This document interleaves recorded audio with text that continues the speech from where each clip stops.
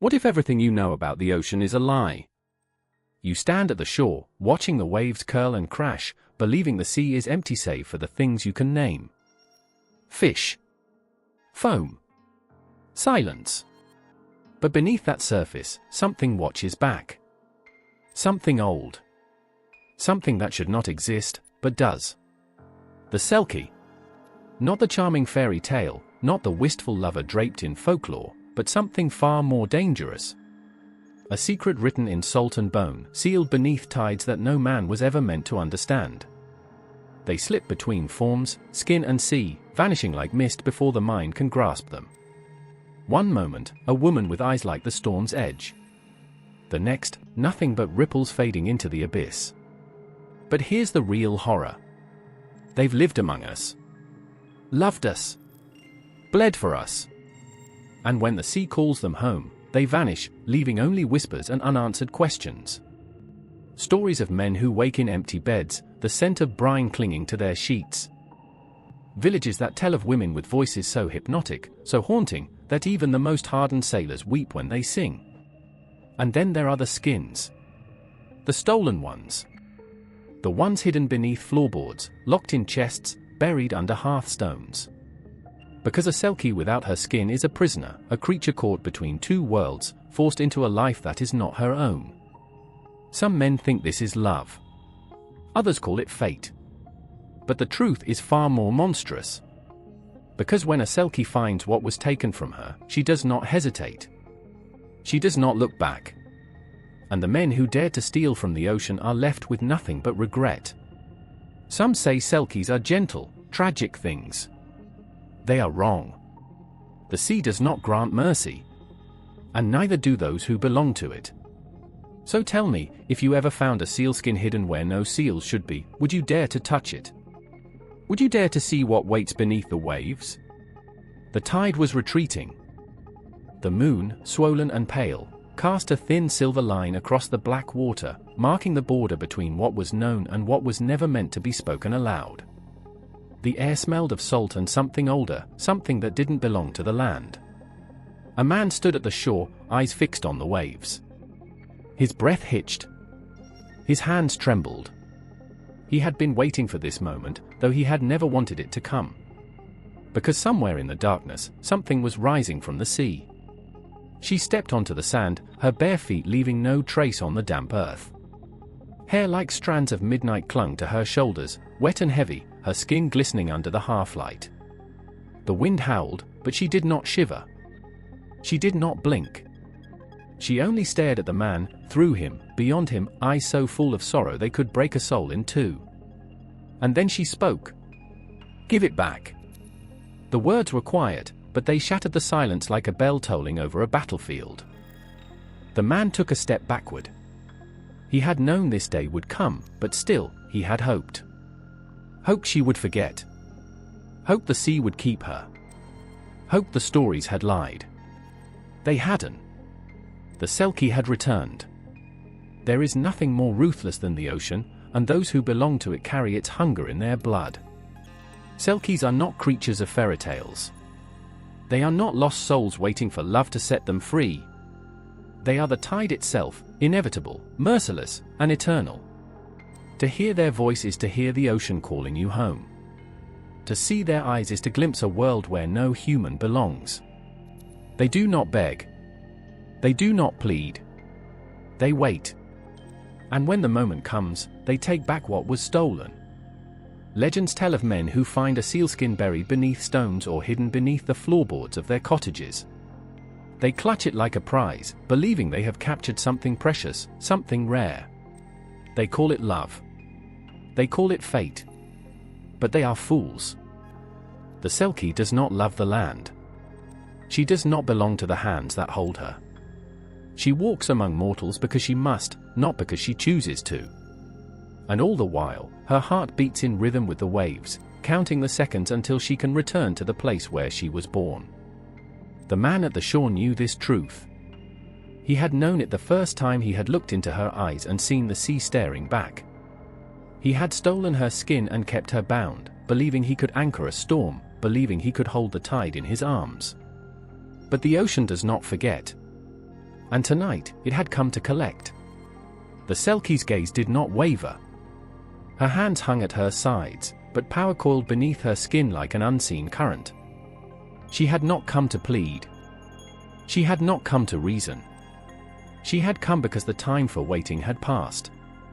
The man swallowed. His fingers curled into fists. Somewhere behind him, inside the house where he had locked away the one thing that did not belong to him, something shifted. A whisper of fabric. A scent of salt. A memory of a night when the sea had been still and he had stolen something that was never his to take. His feet refused to move. The Selkie tilted her head, her expression unreadable. And then, slowly, she smiled. But there was no warmth in it. No kindness. Only knowing. Only patience. Only the endless pull of the tide. "You can hold the skin," she said. "But you cannot hold me." The wind howled, 1,000 voices rising in the dark. The waves crashed, closer now, licking at the shore like hungry tongues. The man opened his mouth to speak, but no words came. Because he knew. He had lost. The sea does not bargain. The Selkie does not forgive. And when she finally leaves, she never looks back. The wind carried voices. Faint, whispering, drifting between the trees like restless spirits. They weren't words, not at first, just the echo of something ancient, something waiting. The branches swayed, gnarled fingers twisting in the dark, and the sky, heavy with storm, held its breath. Then, one sound. A single drumbeat. Low. Hollow. A pulse beneath the earth, steady as a heartbeat, slow as the turning of seasons. Then another. Then another. The rhythm grew, thundering, shaking the ground, filling the air with something raw and wild. The old ones had not left. Their story still walked these lands. Celtic mythology was never written in ink. It was carved into stone, woven into the wind, whispered over dying embers. It was sung in the cries of ravens and etched in the patterns of the stars. The Celts did not tell stories to pass the time, they spoke them like incantations, binding words to blood, to land, to fate. To say a name was to summon it. To tell a tale was to call it to life. Even now, if you listen long enough, you might hear them. The warriors who fell before they could taste victory, their voices carried by the wailing wind. The lovers who defied gods and kings, their sorrow thick as mist over an empty moor. The creatures that slither between worlds, never seen, only felt, a shiver at your neck, a shadow where none should be. The gods of the Celts were never distant. They did not watch from thrones above, they walked, they fought, they bled.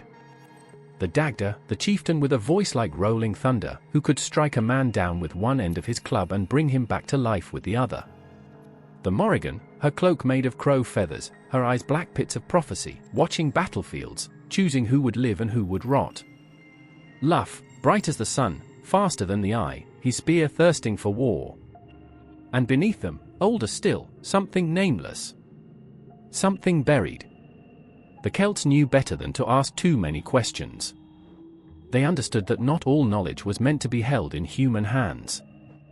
There were places where the air grew too still, where the trees whispered in a tongue long forgotten. They built their homes around these places, never within them. They left offerings, gifts, sacrifices. Not for worship, no, never for worship. For balance. For survival. Because the gods were listening. The spirits were watching. The land remembered. Even now, it remembers. The ancient barrows still stand, their shadows stretching long in the moonlight. The standing stones, jagged and weathered, still hum with something just beyond hearing. The rivers still rush, singing the names of those who drowned long ago. And when the wind howls, it is not empty. It is never empty. It carries voices. The waves whispered their secrets to no one. They crashed against the jagged cliffs, roared, then pulled back, always pulling back, as if hiding something just beneath the surface. The sky hung low, swollen with the weight of an approaching storm. The air smelled of salt and something older, something that did not belong to men. A lone figure stood at the shore, hands clenched, eyes fixed on the water. His breath came fast, uneven. He had seen it. He knew what he had seen. Not a seal.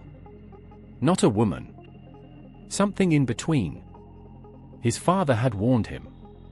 The old men of the village spoke of it in hushed voices, always glancing over their shoulders, as if the waves themselves were listening. The Selkie.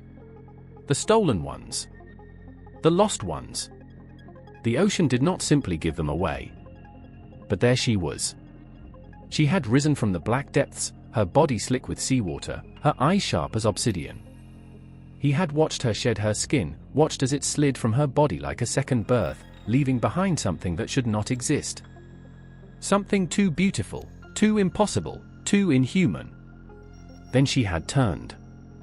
And for one terrible, breathless moment, she had looked at him. Not with fear. Not with anger. With knowing. The boy staggered backward, his boot sinking into the wet sand. The waves curled at his feet, reaching. The storm was closer now, the wind screaming through the rocks, howling through the bones of the land. He ran. The stories were true. The Selkie were real. But where did they come from? The old one said the ocean bore them, shaped them from its foam, gifted them to the shore dwellers as a test, a curse, a trick of the tides. But the truth was crueler than that. There was a time when men did not question the sea. It was too vast, too violent, too unknowable. It swallowed ships whole. It took sons and fathers, pulling them beneath its waves, never returning what it claimed. But then, one day, it did. She washed up on the shore, tangled in kelp, her skin torn, her body breathing but wrong in a way no one could name. The villagers surrounded her, staring in silence, hands gripping talismans carved from bone. She should not have been alive. She should not have been human. But she was. Until night fell. Until the tide came in. Until the wind carried the sound of something crying, a sound that did not belong to a woman, nor to a seal, but to something caught between. Something trying to remember what it was before the sea spat it out. The villagers fled. They told no one. They burned their fishing nets and salted the sand, but it was too late. The stories had begun. Men whispered of creatures who walked as women by night and seals by day. Women with voices like drowning dreams and hands as cold as the grave. Lovers stolen away by the tide, never seen again.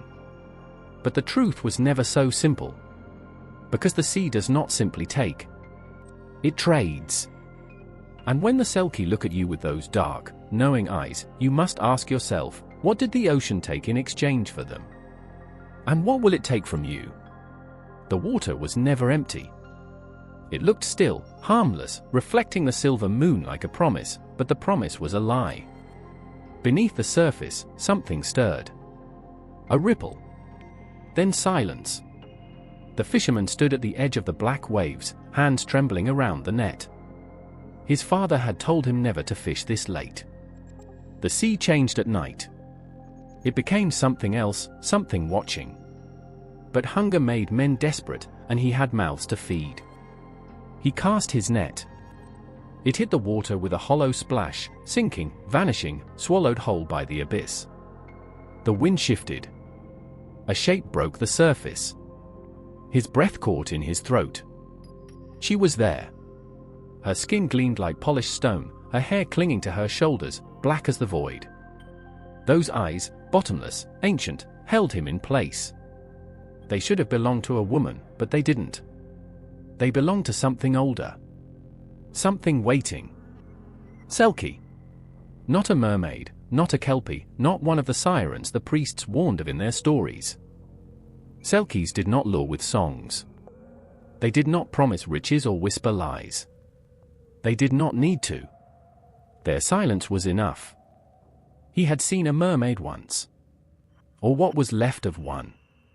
It had washed up after a storm, bloated, stinking of rot, its long fingers tangled in seaweed, its mouth stretched open in an eternal scream. The village elders whispered that mermaids were not the gentle maidens of fairy tales. They were something else. The drowned made flesh. Hunger made real. Kelpies were worse. Men had followed them into the locks, hypnotized, unaware of the trap until it was too late. The beast would shake its mane, slick and dripping, and the water would turn red. Its teeth, too large for a horse's mouth, would sink into the flesh, pulling them under, never to be seen again. Some said you could hear them whisper your name before you saw them. Others said they didn't whisper at all. They only smiled. The Selkie did neither. They watched. Waiting. Their power was not in their teeth, nor their claws, nor any illusion. It was in the way they made men hesitate. In the way they made hearts clench with something nameless, something fragile, something worse than fear. The fisherman's hands were slick with sweat. He could not move. She stood there, salt water running down her skin, her seal pelt clutched in her arms. Her lips parted as if to speak, but no words came. They never did. Then, before he could take another breath, before he could blink, she was gone. The tide swallowed her whole. The net remained empty. The tide came without warning. It swallowed the footprints in the sand, erasing them like a secret never meant to be told. The air was thick with salt and something heavier, something that did not belong to the world of men. The wind carried voices, or maybe just the memory of them, whispering in tongues older than stone. On the cliffs of Scotland, they called them the Forsaken. Women with hair the color of the storm-tossed sea and eyes that held the weight of sorrow too vast to name. They came from the water, they said, but not by choice. Their skins were stolen, their freedom ripped away by men who could never comprehend the magnitude of what they had taken. Some became wives, mothers, prisoners in houses that reeked of smoke and iron. Some stood at the shore, their hands pressed to their chests, feeling for the rhythm of the waves in their own heartbeat. But all of them listened. Because the ocean never stopped calling. Further west, in Ireland, the stories twisted. The Selkie were no longer just the stolen, they were the ghosts of the drowned. The fishermen whispered of them in the pubs, their voices low, their hands wrapped tight around their cups as if afraid to let go. The Selkie did not forgive. They did not forget. They came in the night, pale figures wreathed in mist, their sealskin slick with brine, their voices hollow with grief. They stood at the foot of beds, staring with eyes black as the depths, and when they spoke, their voices were the voices of the lost. You took her from me. A shudder. A gasp. And then, silence. In the Faroe Islands, the story was crueler still. There, the Selkie did not merely lose their skins, they had them torn from their bodies. The islanders spoke of a man who stole a Selkie bride, locking away her pelt so she could never return to the sea. She bore him children, years passed, and he believed she had forgotten. But she never did. One night, the wind shrieked through the mountains, rattling doors and bending trees to the earth. The man woke to an empty bed, a house too quiet. He ran to the chest where he had hidden her skin, his breath coming fast, a prayer forming on his lips, but the chest was open. The door swung wide. And far out at sea, just beyond the reach of his cries, the shape of a seal vanished beneath the waves. The Icelanders had their own tales. There, the Selkie were something even older, something not quite flesh, not quite spirit. The old ones said that long ago, there was no difference between man and beast, land and water. Some had simply chosen the sea. But sometimes, the sea forgot to hold them. And so they returned, if only for a while, walking the shores in borrowed shapes, their eyes heavy with the weight of knowing. They were never meant to stay. And yet, they always did. The skin was slick with seawater, stretched tight over muscle and sinew, black as the night tide. It lay abandoned on the jagged rocks, pulsing with something not quite living, not quite dead. The wind howled across the cliffs, carrying with it the scent of brine, the distant crash of waves. A shadow moved. Bare feet, pale against the dark stone, stepping closer. Fingers trembling, reaching. The moment they touched the skin, the world changed. The air grew thick, humming with an old, restless power. The ocean stirred, sensing the shift, the return of something that had been lost. The body that had once been human began to buckle, bones cracking, reshaping. A gasp, half pain, half exultation, ripped through the night. Skin stretched, split, folded over itself. Arms shrank, fingers melted into webbed flippers. A spine curved, twisted, shortened.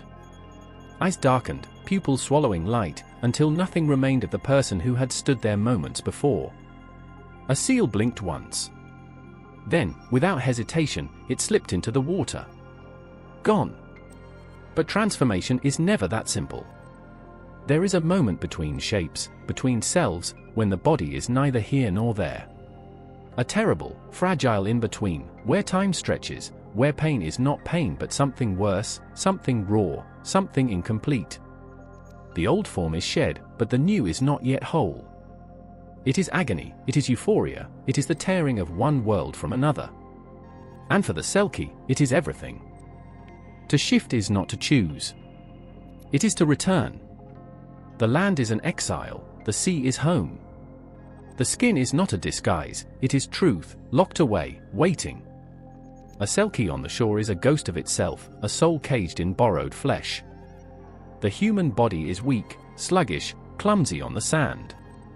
But the moment the skin is reclaimed, the moment the ocean calls, it is power. It is speed, grace, the freedom of endless blue. But what if the skin is stolen?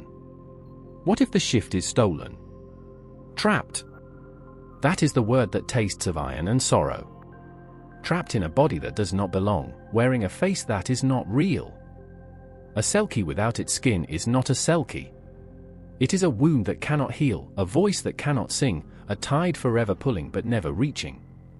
And those who steal them, those who hoard the skins like treasures, like trophies, they do not understand. A Selkie forced to stay on land does not forget. It waits. It listens. It aches with every breath, feeling the pull of waves it can never touch. It moves through life with a quiet grief, watching the shore, watching the sea, waiting for the moment when the stolen thing will be found. Because it always is. And when it is, when the Selkie feels the old skin beneath its fingers, when it drapes it over its shoulders like the weight of a lost life, there is no hesitation. No second thought. No parting words. Only the shift. And then, the sea. The skin was not just skin. It was breath, it was blood, it was a heartbeat thrumming with the pull of tides. It lay hidden beneath the floorboards, stuffed into a chest, buried beneath cold, unfeeling earth. A stolen thing. A severed limb, still aching, still pulsing with the memory of the sea. Somewhere, someone walked with empty lungs, with hands that did not belong to them, with feet that dragged against the weight of the land. Trapped in human skin, wearing a mask of flesh that suffocated, that burned, that fit too tight. A Selkie robbed of its seal skin was not a creature of two worlds, it was nothing. The skin was home. To hold it was to hold the ocean, to feel the press of salt and storm and the endless pull of waves. It smelled of brine, of wind, of the shifting currents that whispered in a voice older than time. It was soft, supple, but stronger than any chain. And for those who took it, for those who locked it away, hoarded it like a secret, they thought it was only a thing. A pelt. A charm. A superstition woven into myth. But they were wrong. A Selkie without its skin was not tamed. It was not kept. It was caged. And cages, no matter how gilded, no matter how laced with love or regret, were still prisons. She had been taken on a night when the sea was calm, when the sky hung heavy with a full, golden moon. She had danced upon the shore, the curve of her seal body shedding away, shifting into the form of a woman, bare feet sinking into the cool sand. The tide kissed her ankles, retreating, returning, as if the ocean itself could not bear to let her go. She had never seen him watching. Never heard his breath catch in his throat as he beheld the thing that should not be. Never felt the greed curling in his stomach like a sickness. And by the time she knew, by the time she felt the wrongness prickling along her spine, he had taken it. Her skin. It was gone, ripped from her, hidden away where no searching hands could reach. The moment it left her grasp, something inside her collapsed. A scream, silent, soundless, ripped through the night. The ocean roared in protest, a great, heaving sorrow. But the water could not save her now. She was his. Or so he thought. But the Selkie's soul never forgot. It never stopped searching, never stopped longing, never stopped reaching for the thing that had been stolen. Years passed. She lived in the walls of a house that was not hers, bore children with a man who had stolen not just her body, but her very being. She smiled, she laughed, she wove nets and baked bread and kissed her sons goodnight, but inside, she was drowning. Until the night she found it. A shift in the air. A whisper in the wind. Something old, something waiting. Her hands trembled as she pulled it free from its hiding place. It was worn with time, but it was hers. Her fingers traced its edges, feeling the pulse of life within it, the promise, the escape. She did not hesitate. She did not look back. The moment the skin touched her flesh, the world tilted, realigned. The body she had worn fell away like autumn leaves torn from brittle branches. A rush of air, a tightening of muscle, a breath stolen and returned all at once. The sea called, and she ran to it, to the crashing waves, to the home she had lost but never forgotten. He awoke to the sound of the tide pulling her under. She was gone. The children would wake to an empty bed, to the ghost of a mother who had been stolen from them long before she had ever left. And they would weep, not knowing that they had never truly known her, never truly seen her. For she had been a phantom in human skin. And now she was whole. The tide withdrew like a slow breath, leaving the shore wet and glistening beneath the pale light of the moon.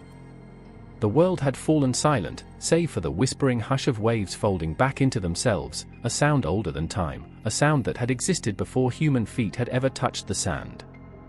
And in that silence, something shifted. A shadow broke the water's surface, sleek and smooth, gliding with a grace that did not belong to mortal things. The ocean recognized its own, curling around the form in a lover's embrace, the cold of the night forgotten beneath the warmth of salt and current. The Selkie paused at the water's edge. The shape of a seal, but not.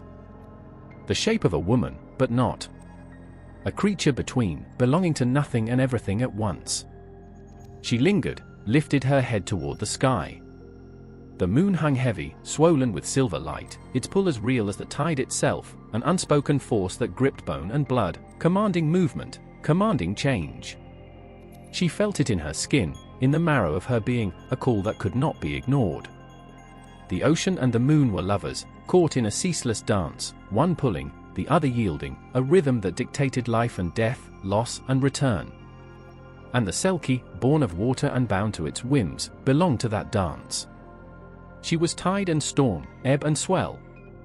When the moon waxed full and pregnant with power, she rose with it, her body thrumming with an urgency she could not resist.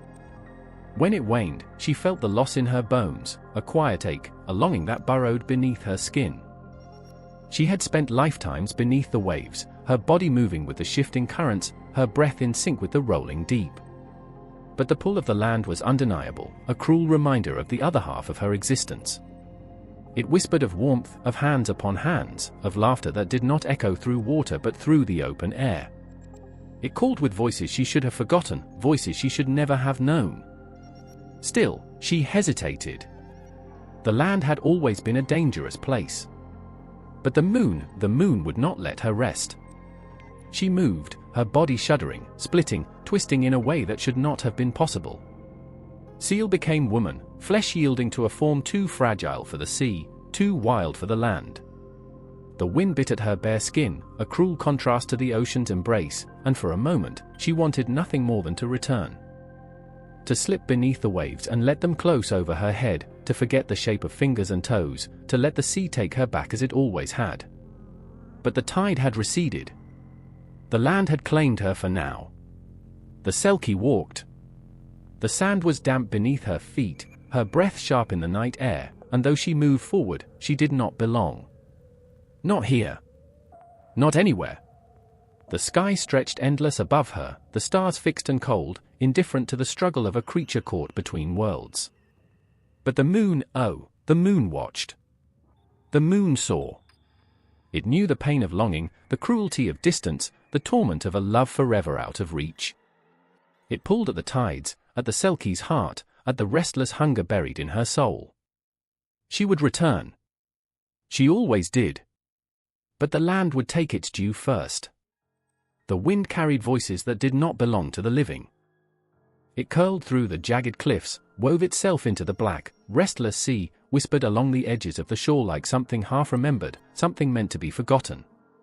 The tide foamed against the rocks, dragging back secrets it had no right to keep, leaving behind the scent of salt, the cold bite of something unseen. She stood there, where the land met the water, where the boundary was thin, where one step too far could mean slipping into a world that did not forgive.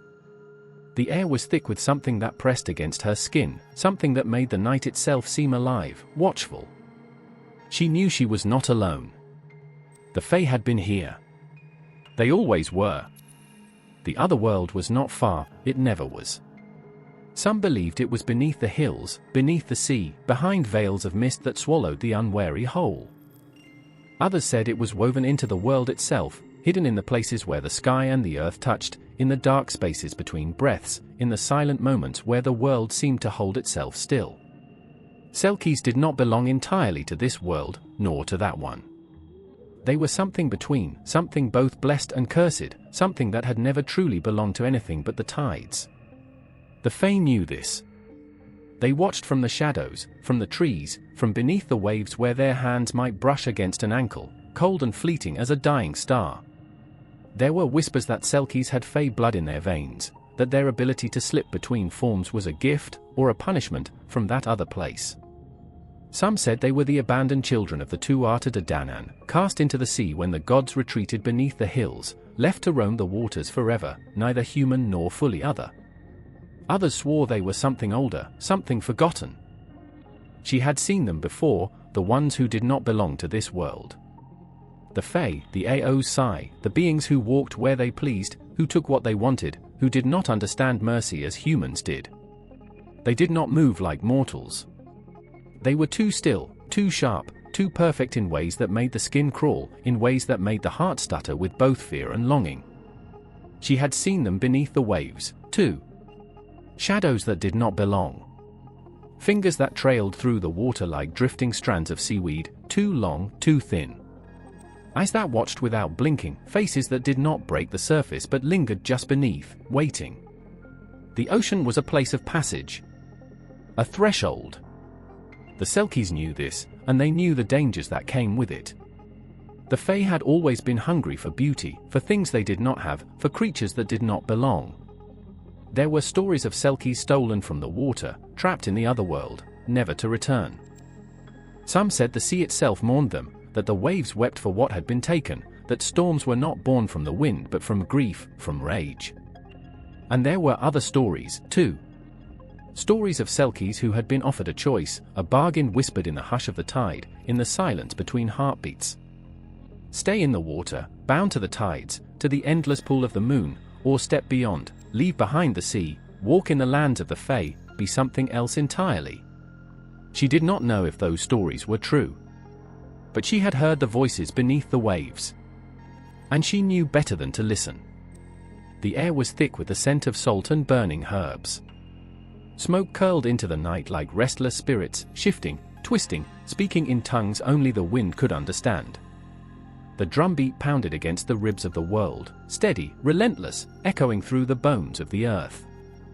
The sea, dark and endless, rose and fell like the breath of something ancient, something waiting. She knelt at the water's edge, her fingers digging into the cold, wet sand, the earth trembling beneath her touch. Her skin burned with something more than fire, something older than memory. Her heartbeat slowed, matched the rhythm of the waves, the pulse of the unseen. The transformation was never gentle. A shudder ripped through her spine, twisting, stretching, a force both violent and inevitable. Pain curled through her limbs like an untamed tide, reshaping her, tearing her from herself, making her more, making her less. The world blurred, darkened, pulsed with light from within. And then, silence. The wind stilled. The sea whispered against the shore, waiting. The bones of her hands, no, not hands anymore, pressed against the sand, slick and smooth, webbed between the fingers.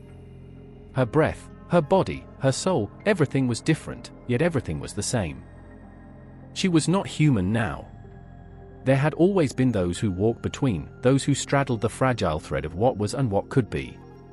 They bore the weight of two forms, two worlds, shifting between them like shadows caught between the tides.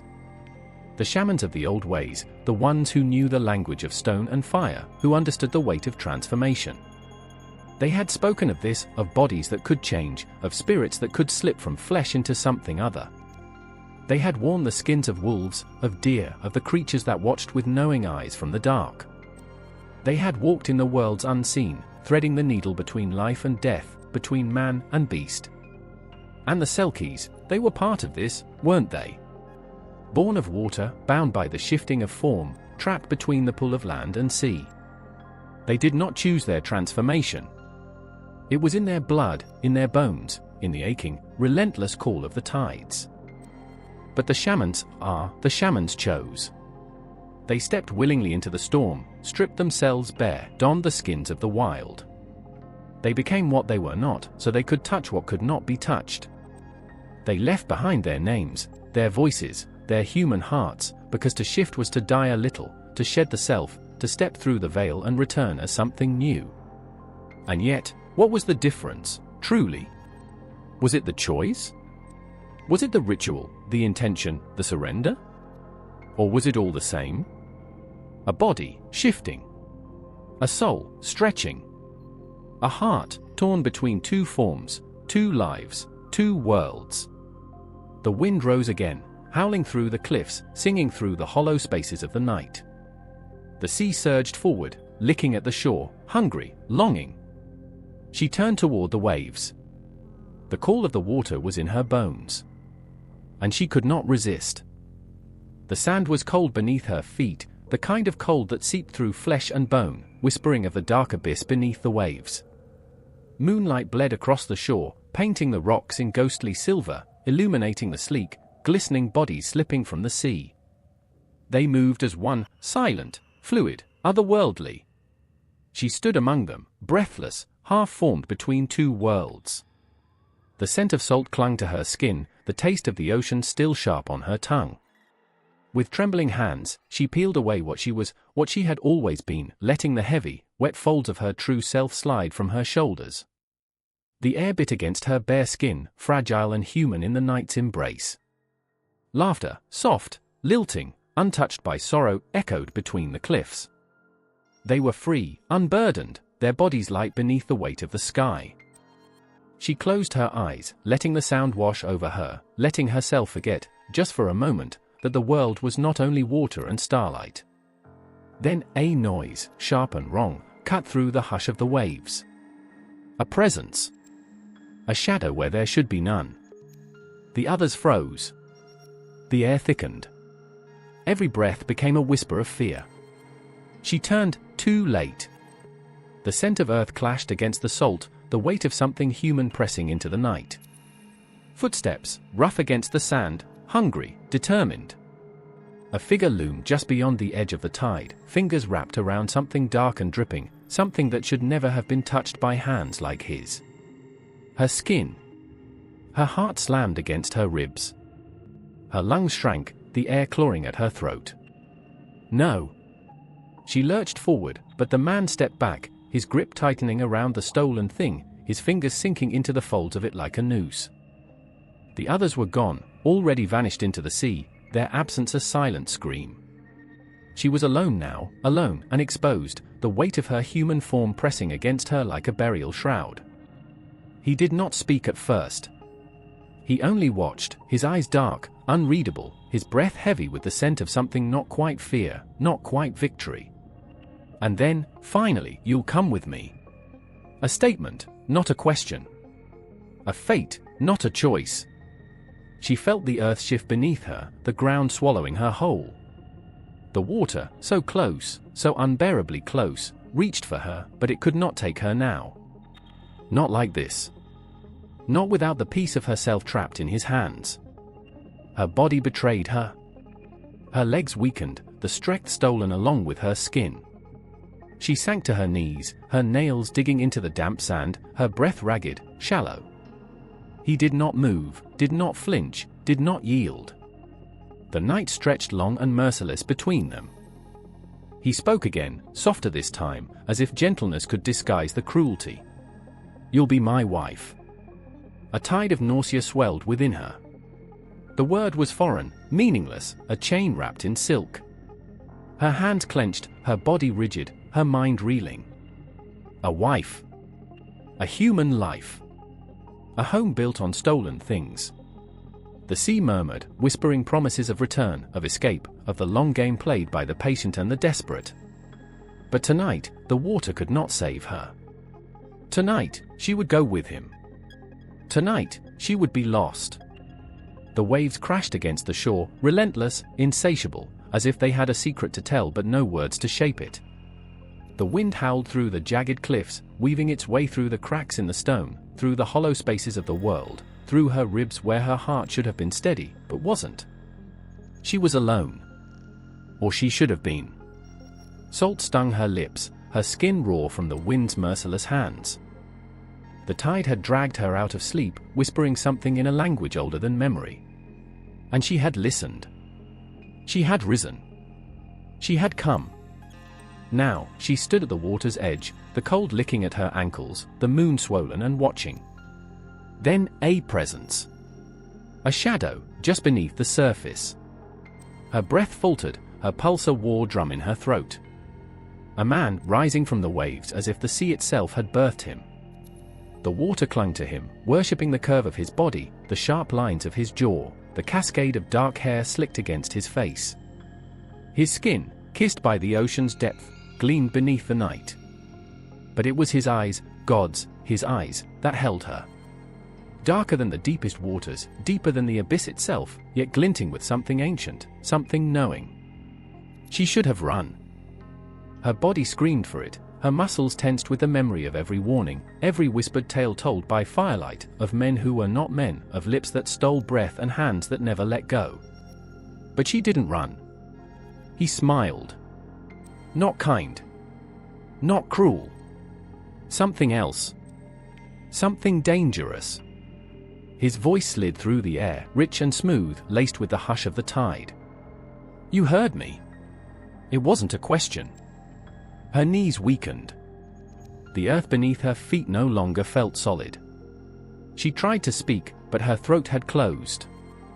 He stepped forward, the water reluctant to release him. The space between them narrowed, the night itself pulling taut, electric.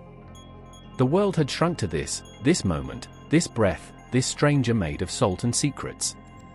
"You called," he murmured, reaching. His fingers brushed her wrist, and the cold that rushed through her veins was not fear. No. It was something worse.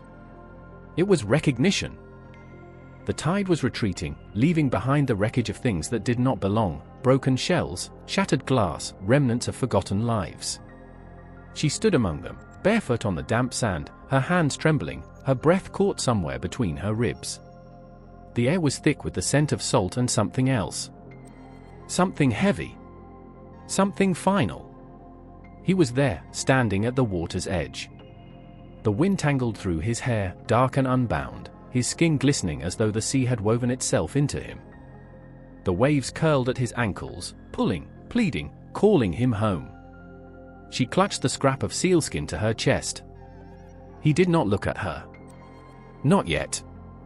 The silence between them was a wound, raw and bleeding. A single step forward, and she could touch him. A single step back, and he would be lost to her forever. She had known, even as she had pressed her lips to his the first time, that she was kissing something that did not belong to this world. Even as he had whispered her name into the hollow of her throat, even as he had traced promises against her skin, she had known.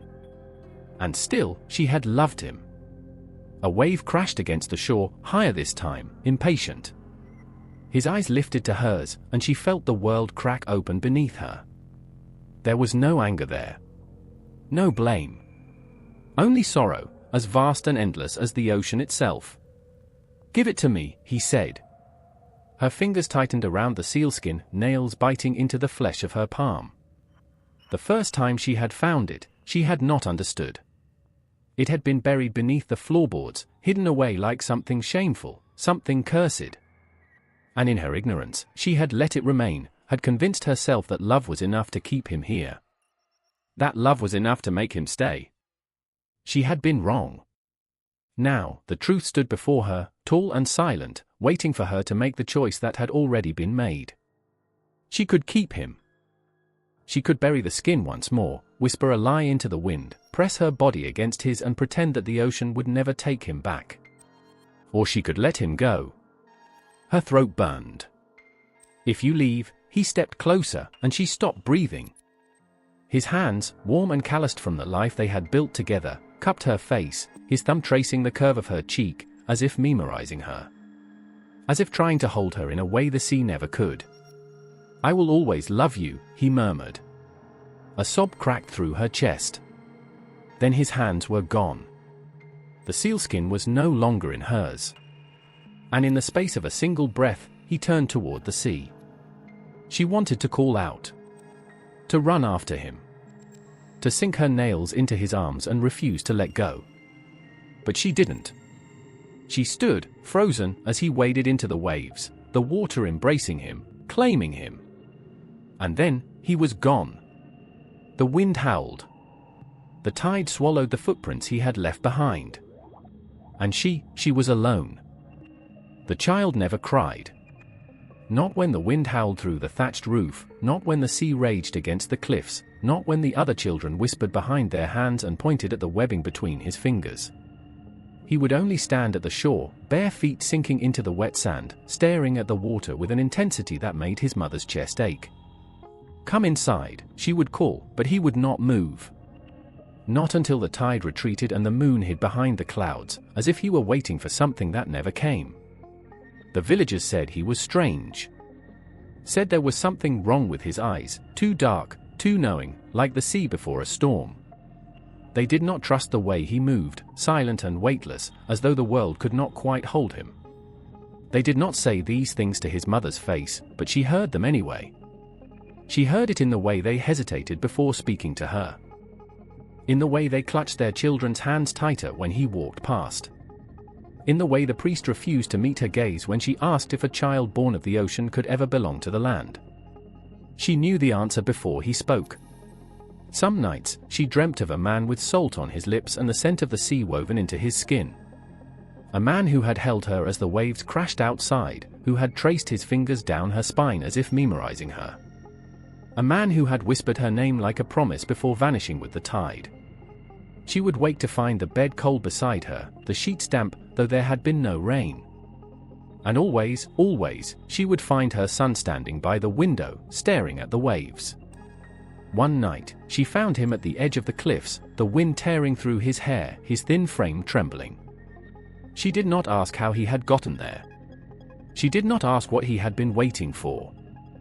She only wrapped her arms around him, pressing her lips to his temple, whispering his name over and over as if she could anchor him to her, to the earth, to the life she had fought so hard to build. His fingers curled around hers, skin cold, breath shallow. "I hear them," he murmured. Her heart clenched. "Who?" His eyes lifted to hers, dark as the sea beneath a starless sky. "The ones beneath the waves." The wind howled. The tide surged. Somewhere, in the distance, something called his name. The wind howled through the narrow gaps in the stone walls, rattling the loose wooden shutters. The fire in the hearth had burned low, but she did not move to stoke it.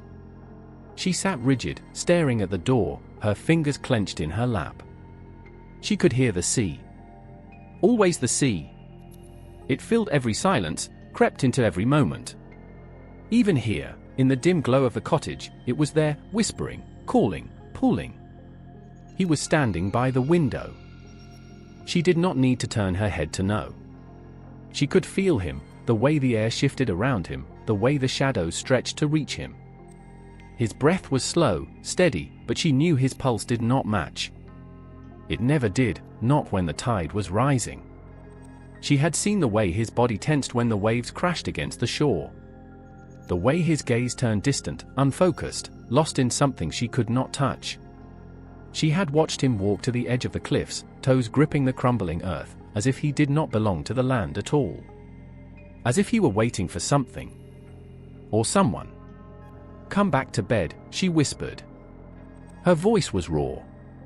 Small. He did not answer. She forced herself to move, to rise, to cross the room and reach for him. Her fingers barely brushed his arm before he flinched. She swallowed the sharp sting of it. His skin was colder than it should have been, the scent of salt and seaweed clinging to him though he had not stepped into the water in weeks. Hadn't he? She wasn't sure anymore. She wasn't sure of anything except the hollow ache in her chest and the fear curling around her ribs. "The storm will be bad tonight," she said, forcing lightness into the words. A lie? She knew it would not matter. She knew storms did not frighten him. Only the silence did. "I can hear them," he murmured. Her throat tightened. "Who?" His fingers twitched against the windowsill. "The ones I left behind." A shudder crawled down her spine. She had never asked about them. Never spoken of what it meant for a man to stand on the shore one moment and be something else entirely the next. She had not dared. But she had always known. She had seen it in the way he moved, the unnatural grace, the quiet that clung to him like mist.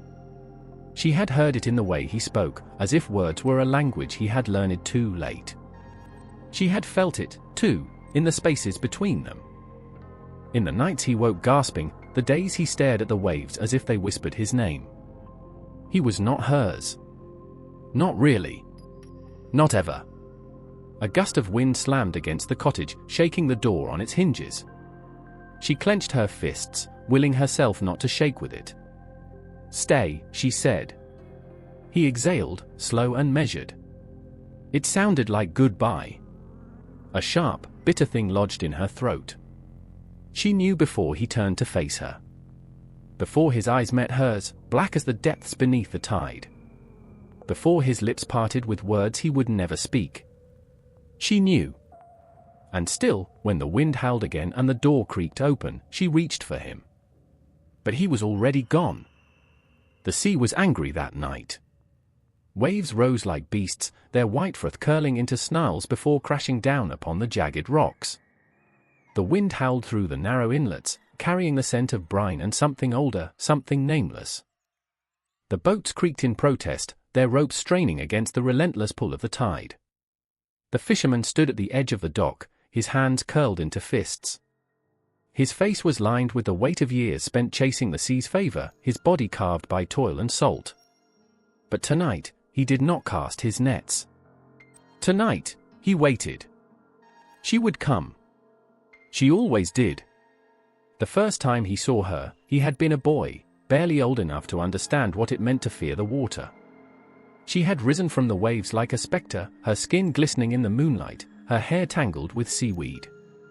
He had watched, unable to move, as she shed her sleek, silvered skin and stepped onto the sand, bare, shivering, impossibly human. He had not spoken. Not then. But she had turned her head, and for a moment, their eyes had met. A warning. A promise. Now, as the tide surged and the sky churned black, he knew she was near. The stories spoke of them, creatures caught between two worlds, cursed to walk among men when their skins were stolen, bound to the land until they could reclaim what was theirs. The village whispered of such things, though none would admit it in the daylight. Women tucked their children in with salt upon their window sills, men spat into the sea before casting their lines. There were rules. Rules he had broken. He still remembered the weight of it in his hands, the silken pelt, cool and damp, thrumming like a heartbeat beneath his fingers. He had not meant to take it. But once it was his, he could not let go. And she had stayed. For years, she had stayed. She had learned the shape of the land, the rhythm of the seasons. She had spoken in hushed tones, laughed softly, moved as if the earth itself was foreign beneath her feet. She had borne him children, watched over their home, lain beside him in the darkest hours of the night. But she had never stopped listening. Never stopped waiting. And now, the sea called to her once more. He felt it before he saw her, felt the shift in the wind, the sudden quiet between waves. The air turned thick with something unseen, something ancient. She stood at the shore, her dress clinging to her like sea foam, her eyes dark and endless. His heart pounded against his ribs. She knew. A crack of lightning split the sky, illuminating her face for a single, aching second. There was no anger there. No hatred. Only sorrow, vast and immeasurable. His fingers twitched. The pelt was hidden, buried beneath the floorboards of their home, wrapped in cloth that could not muffle its song. He had thought it safe. He had been a fool. The waves clawed at the sand, closer, closer. She did not move, did not speak. But he understood. The sea does not forget. His throat tightened. She had given him years. Given him warmth, love, children who carried the ocean in their veins. And he had given her chains. The wind howled once more, the tide lapping at her bare feet. She turned, her gaze cutting through him like a blade. And he knew. This time, she would not wait. The waves showed no mercy. Salt filled his lungs, burning as he fought to surface, fought to breathe. The storm had come without warning. One moment, the sea had been calm, whispering against the hull of his boat. The next, the sky had torn open, spilling its fury upon the blackened water. Now, the wreckage of his vessel bobbed around him, fragments of wood swallowed and spat back out by the churning abyss. His fingers clawed at the surface, but the current dragged him under, cold hands tightening around his limbs, pulling, pulling, pulling. This was how it ended. The thought struck as his strength waned, as the roar of the wind blurred into silence beneath the waves. The ocean did not care for men like him, men who challenged its depths, who begged for its bounty but gave nothing in return. His body surrendered. Darkness reached for him. Then, hands. Cool, firm, impossibly strong. They wove around his torso, hauling him upward, forcing him back toward the surface. His vision blurred, salt stinging his eyes as he gasped, as his mouth found air once more. He coughed, heaved, trembled. Something moved beside him. Not wood, not debris. Something alive.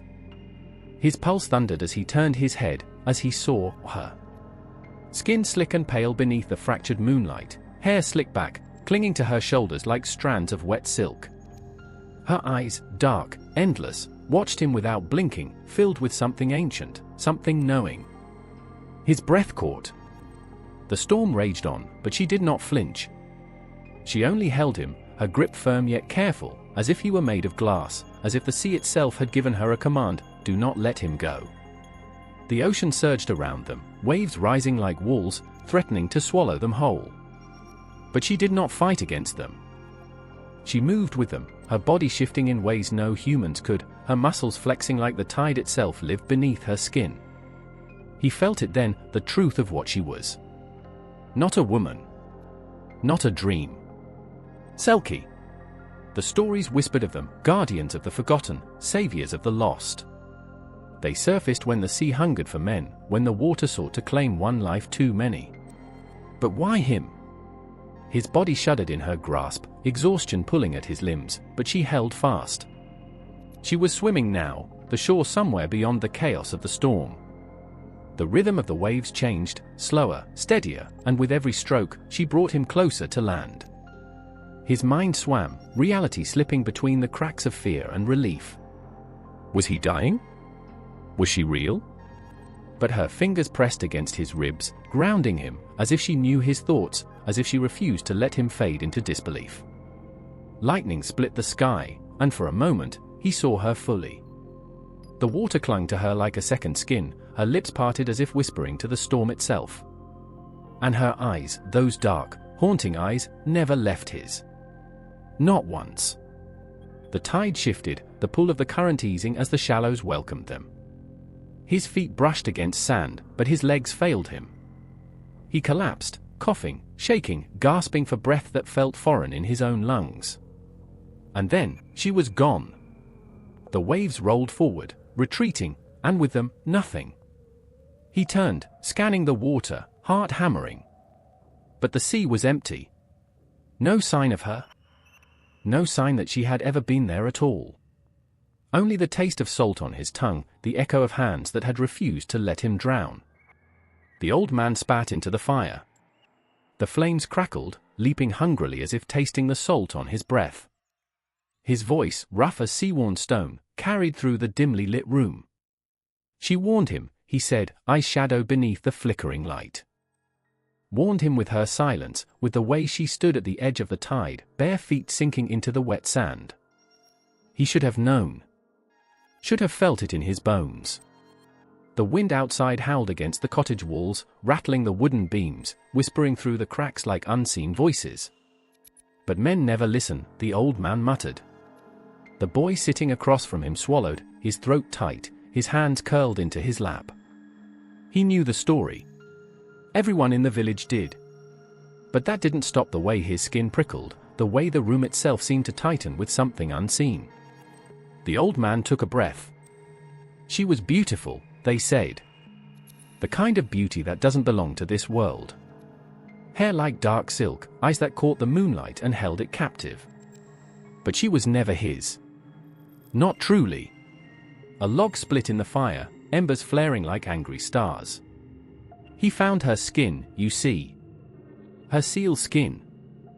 Took it before she could slip back into the waves, locked it away where she could never reach it. And so, she stayed. Became his wife. Bore him children. The boy knew this part. Knew how the Selkie woman had lived among them, silent, obedient. Knew how she had looked toward the sea with a longing so sharp it could cut through bone. But she wasn't weak, the old man continued, voice low now, like the tide pulling back before a monstrous wave. She was waiting. The boy's breath hitched. And when she found it, when her fingers brushed against the rough, familiar texture of her stolen skin, she didn't scream. Didn't cry out. She only turned, her eyes dark as the abyss, and she whispered something. The old man's gaze lifted, meeting the boy's. A curse. The word settled into the air like a stone sinking into black water. The man who stole from her would never find peace. The land he walked would wither, the fish he cast his nets for would scatter, and his bones, the old man exhaled through his teeth. His bones would feel the pull of the sea, every night, every hour, until he could no longer resist. The boy shivered. They found him the next morning, the old man said. Standing in the surf, waves lapping at his waist, eyes fixed on the horizon. He didn't move, didn't speak. Just stood there as the tide rose higher. And when the water swallowed him whole, the fire popped. He never came back. Silence. The wind outside pressed against the walls, restless, hungry. The boy shifted, unable to shake the image from his mind. The man, standing in the waves, waiting. The sea, reaching for him, calling him home. The old man's voice dropped to a whisper. Selkies don't forget. And they never forgive. The first time he saw her, she was standing at the edge of the water, hair dripping, skin silver in the dying light. The waves curled around her ankles, as if they, too, ached to pull her back. He should have walked away. Her eyes met his, and the air between them snapped taut, the way a fishing line does when it catches something too large to reel in. He knew what she was. She knew what he wasn't. And yet, neither of them moved. The wind screamed over the cliffs, tearing through the long grass. The sea churned, restless. The tide was rising, swallowing the shore inch by inch. Still, she stood there. Still, he stayed. When she spoke, her voice was quieter than the waves, but it struck him like thunder. You shouldn't be here. Neither should she. He took a step closer. The water, cold and brackish, surged against his boots. The night smelled of salt and something older, something not meant for men. Her breath hitched as he reached out. For a heartbeat, for the smallest sliver of time, she let him touch her. His fingers, rough with the scars of nets and ropes, brushed the curve of her jaw. Then, she was gone. A blink. A breath. And the waves devoured her. She returned with the tide. Not every night. Never in a way he could predict. But when she did, he was waiting. She warned him. Every stolen touch, every whispered word, every night spent in the arms of something that did not belong to his world, she warned him. This will end in sorrow, she murmured against his lips, her body warm against his. He didn't care. Her skin smelled of the storm-churned sea, of salt and wind and freedom. Her hands trembled when they traced his face, memorizing what she could never keep. Neither of them belonged in the other's world. But love has never cared for the laws of gods or men. The villagers whispered. They noticed how he lingered by the water's edge, how his net sat empty, how his heart had turned to something distant, unreachable. They had heard stories. Selkies were never meant to stay. And men were never meant to love them. One night, they followed him. Torches flickered in the dark, their flames swallowed by the howling wind. The tide was high, the moon sharp as a silver blade overhead. And there she was, standing in the surf, waiting for him. The first rock struck her back. The second hit her shoulder. She did not cry out. But the way she looked at him, gods, the way she looked at him, shattered something inside him. A third stone. A fourth. He ran to her, shielding her body with his own. The villagers shouted, cursed, called him mad. And maybe he was. Maybe love had stolen his reason.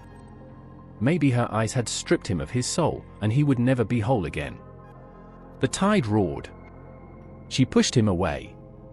He fought. Begged. But she was stronger than he would ever be. Her hands, gentle even now, pressed against his chest. And then she was gone. The waves rose up and swallowed her whole. The villagers dragged him away. He did not scream. He did not fight.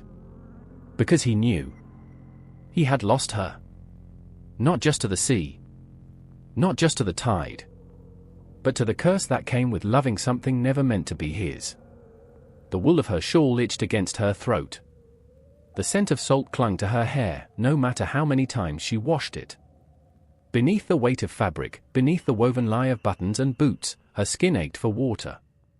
But she smiled. Her hands, quick and steady, kneaded dough in the baker's shop. Her voice, lilting and warm, hummed a tune that the villagers had known forever. No one questioned her arrival. No one doubted her story. She was the girl from the next town. She was the niece of the widow on the hill. She was whoever they needed her to be. Because humans do not question what does not ask to be noticed. But she heard them. The ocean, calling in the hush of midnight waves. The seals, watching from the shore, their black eyes knowing too much.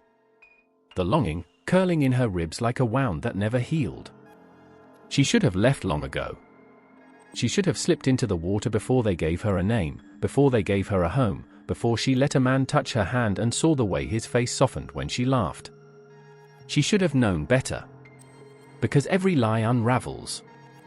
And secrets buried on land will always be carried to shore. It started with a boy. Small, with sharp eyes and a voice like wind through reeds. He followed her when no one else did. He watched her with a knowing that was older than he was. You don't belong here, he said one afternoon, his bare feet dusted with flour from the bakery's floor. She stilled. Her hands, dusted in the same flour, gripped the table. The boy tilted his head. You smell like the sea. Her pulse thudded. She forced a laugh, but it was brittle. Everyone here smells like the sea. Not like you. He ran before she could answer. But the knowing was planted. And whispers spread like tides, rising inch by inch until they swallowed everything. One night, she woke to silence. Too quiet.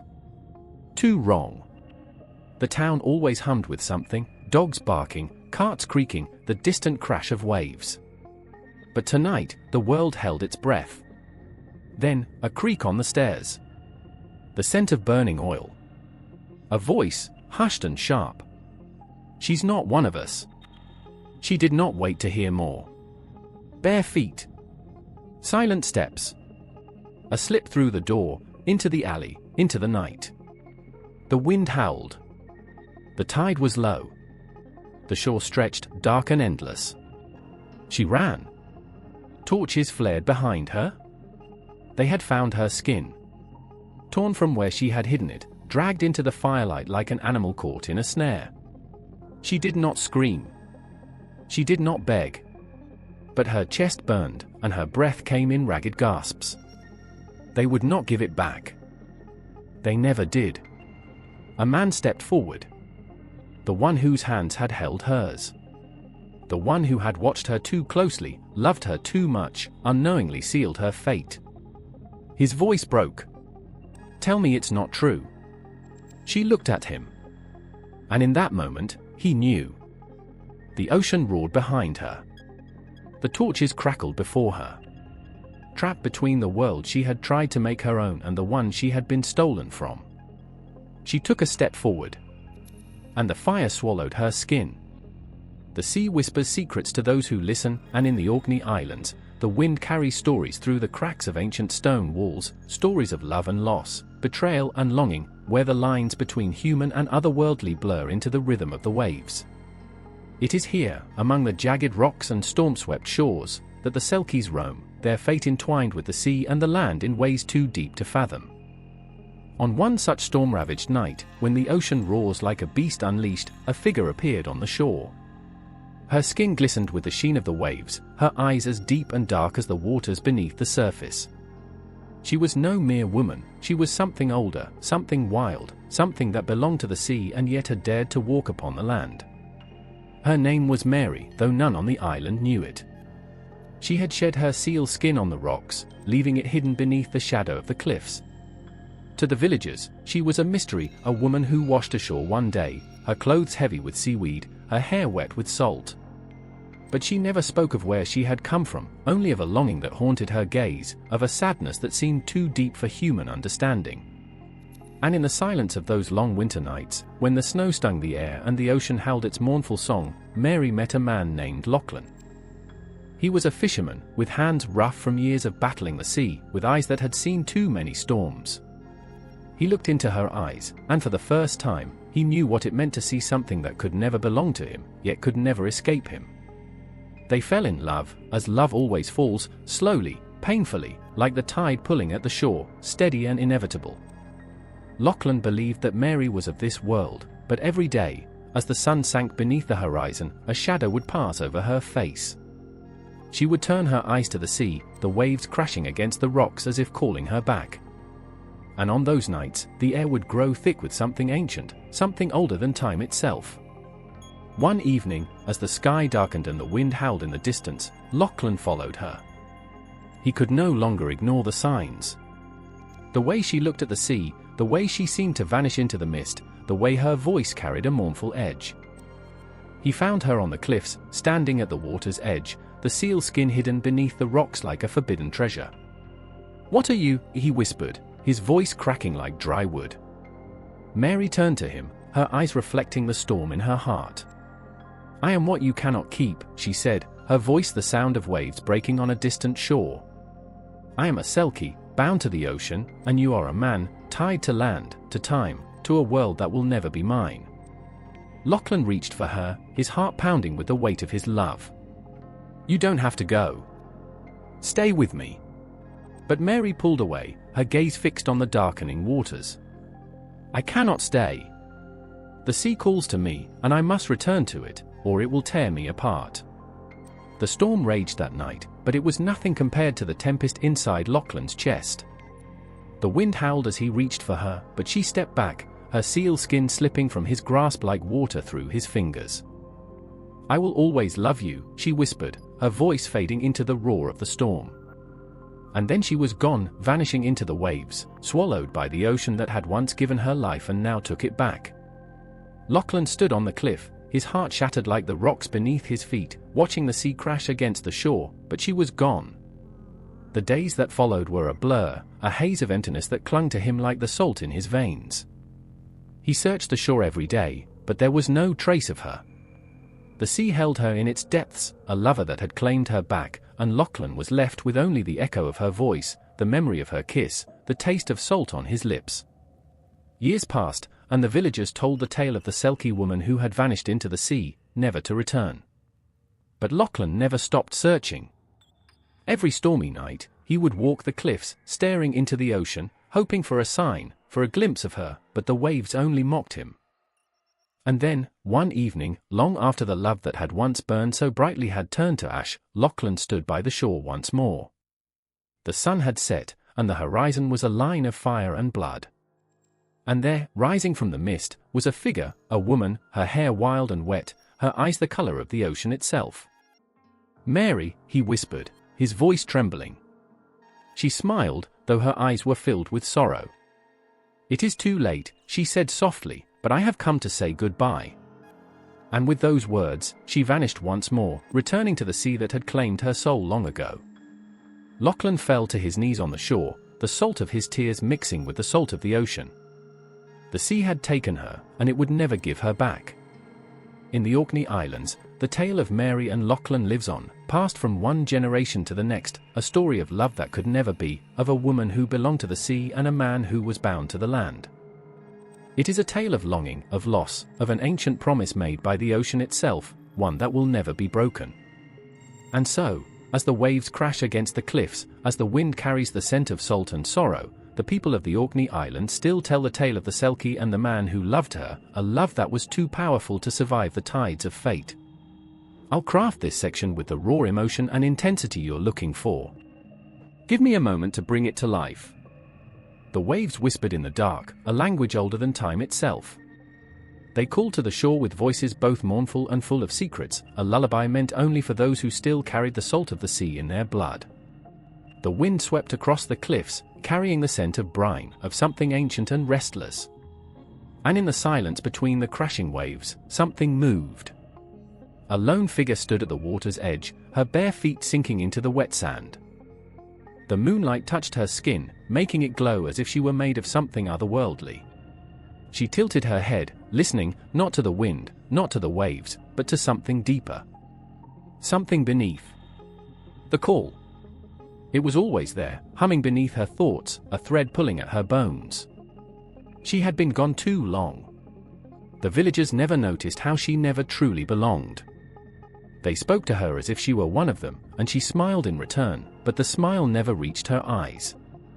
She washed their clothes, mended their nets, whispered prayers over their fishing boats. She lived among them, but her heart belonged to the tide. They had told her stories when she was a child, stories of the seal folk, the ones who could shed their skins and walk as humans. The ones who were stolen from the sea, forced to forget the salt on their tongues, made to bear children with men whose hands would never feel like home. Stories of those who withered away on dry land, staring at the horizon with empty eyes, waiting for the sea to take them back. She knew why they told those stories. It was not to warn the children. It was to warn themselves. They feared the ones who listened to the waves too closely, the ones whose voices had a lilt like the shifting tide. The ones who always seemed to be searching for something. And they had feared her mother. She had been a beauty, they said. Hair black as a storm-tossed sea, eyes the color of water before the dawn. She had walked into the village from nowhere, skin damp, feet bare, wrapped in nothing but a cloak too heavy for a human woman to carry. And he had fallen in love with her, her father, the fisherman with hands like rough rope, the man who had found the cloak hidden beneath the floorboards one night and burned it to ash. She had stayed. What choice did she have? Her mother had never spoken of it, but the silence had been loud enough.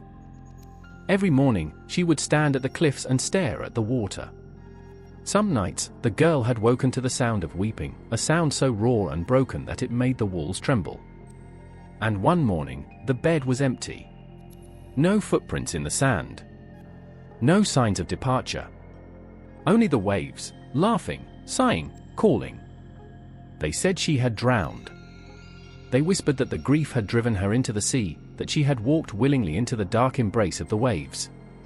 But the girl knew better. She had not drowned. She had gone home. Now, she stood where her mother once had, the pull of the tide, a phantom hand on her wrist.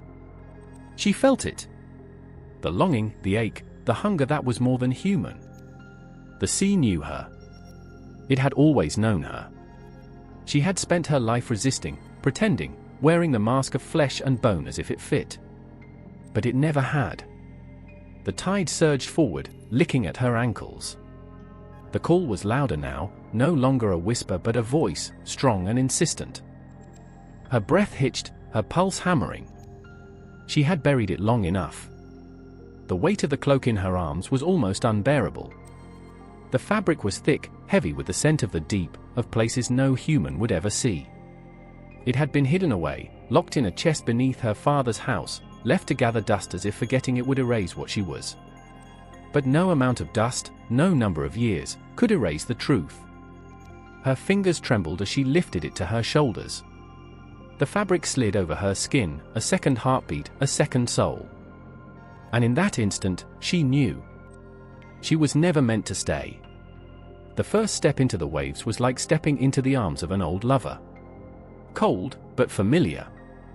The second sent a shiver through her bones, a feeling like awakening from a long dream. The third was no longer a step. The transformation was not gentle. It was not soft or slow or poetic. It was a breaking, a shattering, a surrender. The human shape could not hold her, not anymore. The air left her lungs in a rush as her body twisted, reshaped, became something vast, something sleek, something built for the tide. The last thing she heard before she vanished beneath the waves was the startled cry of a fisherman on the shore. The last thing she saw was the flicker of torchlight, the wide eyes of the villagers, their fear, their understanding too late. And then, nothing but the sea. The water wrapped around her like it had been waiting, like it had missed her. Her body moved without thought, muscle memory older than human life itself. She swam. She swam like she had never swum before, the currents guiding her, welcoming her home. The land was nothing but a shadow now, a fading dream. She did not look back. Somewhere above, the fisherman stood frozen, his torch flickering in the wind. He would tell the others. He would whisper of the girl who had lived among them, the one who had always seemed different. The one who had stared at the sea like it held her soul. And when the fishermen went out to sea in the dead of night, when their boats rocked in the storm, when the waves threatened to swallow them whole, they would swear they saw her. A shadow beneath the water. A shape gliding just beneath the surface, watching. Some would say it was only a trick of the moonlight. Others would swear that she had come to guide them home. But the old ones would know. They would shake their heads and murmur of the lost ones, the ones who walked among men but belonged to the tide. They would whisper that she had never truly been one of them. And they would be right. The sky split open with a roar, the wind howling like a wounded beast. The waves slammed against the jagged rocks, white foam spitting into the blackened air. A lone figure stood at the cliff's edge, a shawl wrapped so tightly around her shoulders it seemed to be the only thing keeping her from shattering. Her eye searched the water, not for a boat, not for a man, but for something far older, something that should not be seen. She had heard the stories whispered in the dark, when the fires burned low and the elders' voices dipped into something almost reverent, almost fearful. The North Atlantic did not just claim lives. It traded them. The wind carried a sound, one that didn't belong to the storm. A voice. No, a song, low, mournful, ancient. It slithered through the cracks in her ribs, burrowing into the marrow of her bones. Her breath hitched. The stories said they only came when they were called. But she had never spoken their names. Never asked. And yet, here they were. A shape moved in the churning water, too fluid to be human, too knowing to be beast. A glistening body, thick with the weight of the sea, dark eyes cutting through the night. A seal, but more. She knew better than to look too long. The old ones warned that to meet their gaze was to lose something, to have something taken. The voice grew stronger. The air thickened, pressing down on her chest. They weren't just singing. They were speaking. She took a step back. The cliff's edge crumbled beneath her heel. A warning? A test? She did not know. She did not wait to find out. The North Atlantic waters churn with stories of those who walk between worlds, flesh and brine woven together in a bond older than memory. The Faroese and Icelandic myths do not speak of Selkies as gentle, wistful creatures longing for home. No, these tales are sharper, heavier, steeped in salt and sorrow. Here, they do not simply love. They haunt. A man once found a woman standing alone by the tide, her hair dripping silver, her skin too pale, too smooth. She did not speak, only watched him with eyes so black they reflected nothing. He knew, as all men knew, what she was. And yet, he did not run. Instead, he reached for her. Fingers wrapped around her wrist. Ice cold, but real. She did not pull away. A mistake. When a man steals a Selkie skin, she is bound to him. She becomes wife, mother, shadow. But the stories never say she becomes happy. He hid her pelt where no eyes could find it. And for years, she stayed.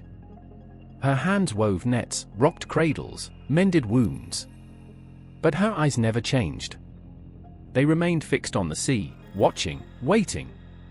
The man felt her silence like a blade at his throat. And though he never loosened his grip on the key to her prison, he knew, one day, she would find a way. She did. The night was thick with fog when she left, her stolen body thrown carelessly aside like a thing that had never belonged to her. The man awoke to nothing but emptiness. He ran to the shore, his voice breaking against the wind. But she did not look back. She never would. The children she bore him would dream of black waves and voices in the mist. They would wake to find their hands webbed, their limbs cold, their skin aching for a home they had never known. Blood calls to blood. Not all Selkie myths are tragedies, but even their kindness is edged with warning. Some speak of sailors pulled from the wreckage of storms, of hands too strong to be human dragging them from death's grasp. But those men return, changed. A sailor once fell into the sea, the weight of his sins pulling him under. He did not expect to live. He did not deserve to. And yet, when his lungs should have burst, when the black should have swallowed him whole, something caught him. Something wrapped around his waist, his chest, his throat, not suffocating, not saving. Holding. When he awoke, he was on the shore, the salt crusted thick on his lips. His crewmates found him days later, standing at the water's edge, whispering to something that wasn't there. When they touched him, he flinched. He never spoke of what he had seen, but his eyes carried the weight of it. And when the storms raged, when the waves grew hungry, he would stand at the shore and listen. Waiting. For what? No one knew. Perhaps for a debt to be called. Perhaps for something that had never truly let him go. The sea does not give without taking. They call them myths, these stories of Selkies slipping from their stolen skins, of lovers bound by fate and fury. But in the dead of night, when the wind howls like a grieving mother and the tide swallows footprints before they can dry, the old ones still whisper warnings. Do not trust the waves. Do not love what belongs to the sea. And if you hear a voice that does not belong to the living, do not answer. For the sea never forgets. And neither do they. Got it? I'll make every word pulse with emotion, every moment feel raw and alive. The Welsh and Cornish Selkie variants will breathe through the page, their stories lingering like whispers on the wind, impossible to forget. Give me a moment to craft this. The wind howls across the cliffs, a mournful wail swallowed by the tide. A fisherman stands at the edge of the world, staring into the blackness below. The ocean shifts, restless, hungry. The weight of something unseen presses against his chest, a force beyond reason, beyond man. His fingers tremble at his sides. He knows the stories. They all do. In the hidden coves of Cornwall, beneath the jagged rocks and the relentless sea spray, there are whispers of creatures who walk among them. Not human. Not wholly other. Selkies, cloaked in mortal flesh, slipping between worlds as easily as water through open hands. In Wales, on nights when the sea is restless, villagers claim to have seen figures standing knee-deep in the tide, faces lifted to the moon, their eyes heavy with longing. Women with voices that tangle in the wind. men with silence carved into their bones. They belong to the sea, but they live among the land-bound, unnoticed, unknown, until the moment of reckoning comes. It always does. A boy in a Cornish village once fell in love with a girl who washed ashore after a storm. Her hair was the color of dusk, her skin cool as the ocean's breath. She spoke little, and when she did, it was with a voice that carried the weight of a tide neither rising nor falling, caught forever between worlds. The boy's mother warned him. There was something wrong about the girl, her way of moving, the way she listened more than she spoke, the way her gaze drifted, always, to the sea. But the boy did not listen. They married in the spring. For a time, she stayed. She smiled. She bore him children who never quite fit, who slipped into the water before they could walk, who stared too long at the horizon as if something called to them from beneath the waves. The boy, now a man, tried not to see. He buried the truth beneath years of soil, beneath love, beneath the ordinary weight of days spent working, eating, breathing. He tried to forget the stories. Then, one night, he woke to an empty bed. The door was open, the air thick with salt. He ran to the cliffs, to the place where the world ended, and he saw her standing there, the wind wrapping itself around her like a lover. A bundle of something dark and glistening lay at her feet. A seal's skin. He called out to her, his voice torn from his throat by the storm. She turned, and for the first time, he saw her fully. Not as the girl he had pulled from the wreckage of a tempest, not as his wife, not as the mother of his children, but as something older, something neither lost nor found. She picked up the skin. His breath caught. He ran to her. He begged. She had a life here. A family. Love. She looked at him, and for a moment, something flickered in her gaze. Then, without a word, she pulled the skin over her shoulders. The change was instant. Limbs collapsed inward, bones realigning, flesh melting into something sleek and dark. Where she had stood, there was now a creature with eyes that held echoes of another life, of a life stolen, borrowed, never truly given. She slipped into the sea. And was gone. The man returned home, but the house was empty. The children had vanished. Some say they went with her, returning to the water where they had always belonged. Others say they lingered at the edges of two worlds, forever caught between. The wind still carries his cries. Far to the north, in a forgotten corner of Wales, there is another tale. A woman with fire in her blood and salt in her veins took a lover from the sea. He was not meant to stay. No Selkie ever is. But she was unlike the others. She did not steal his skin. She did not trap him with words or promises or the weight of human longing. She let him choose. For 7 years, he remained. 7 years of night spent with fingers tangled in her hair, with salt clinging to his lips, with the sound of her heartbeat keeping time with the crashing waves. But the sea is patient. It waits. On the first night of the 8th year, he woke with his pulse hammering in his throat. The tide was calling, the pull of it deep, relentless. He rose from their bed and stepped outside, bare feet sinking into the earth that had held him for too long. The wind whispered of home.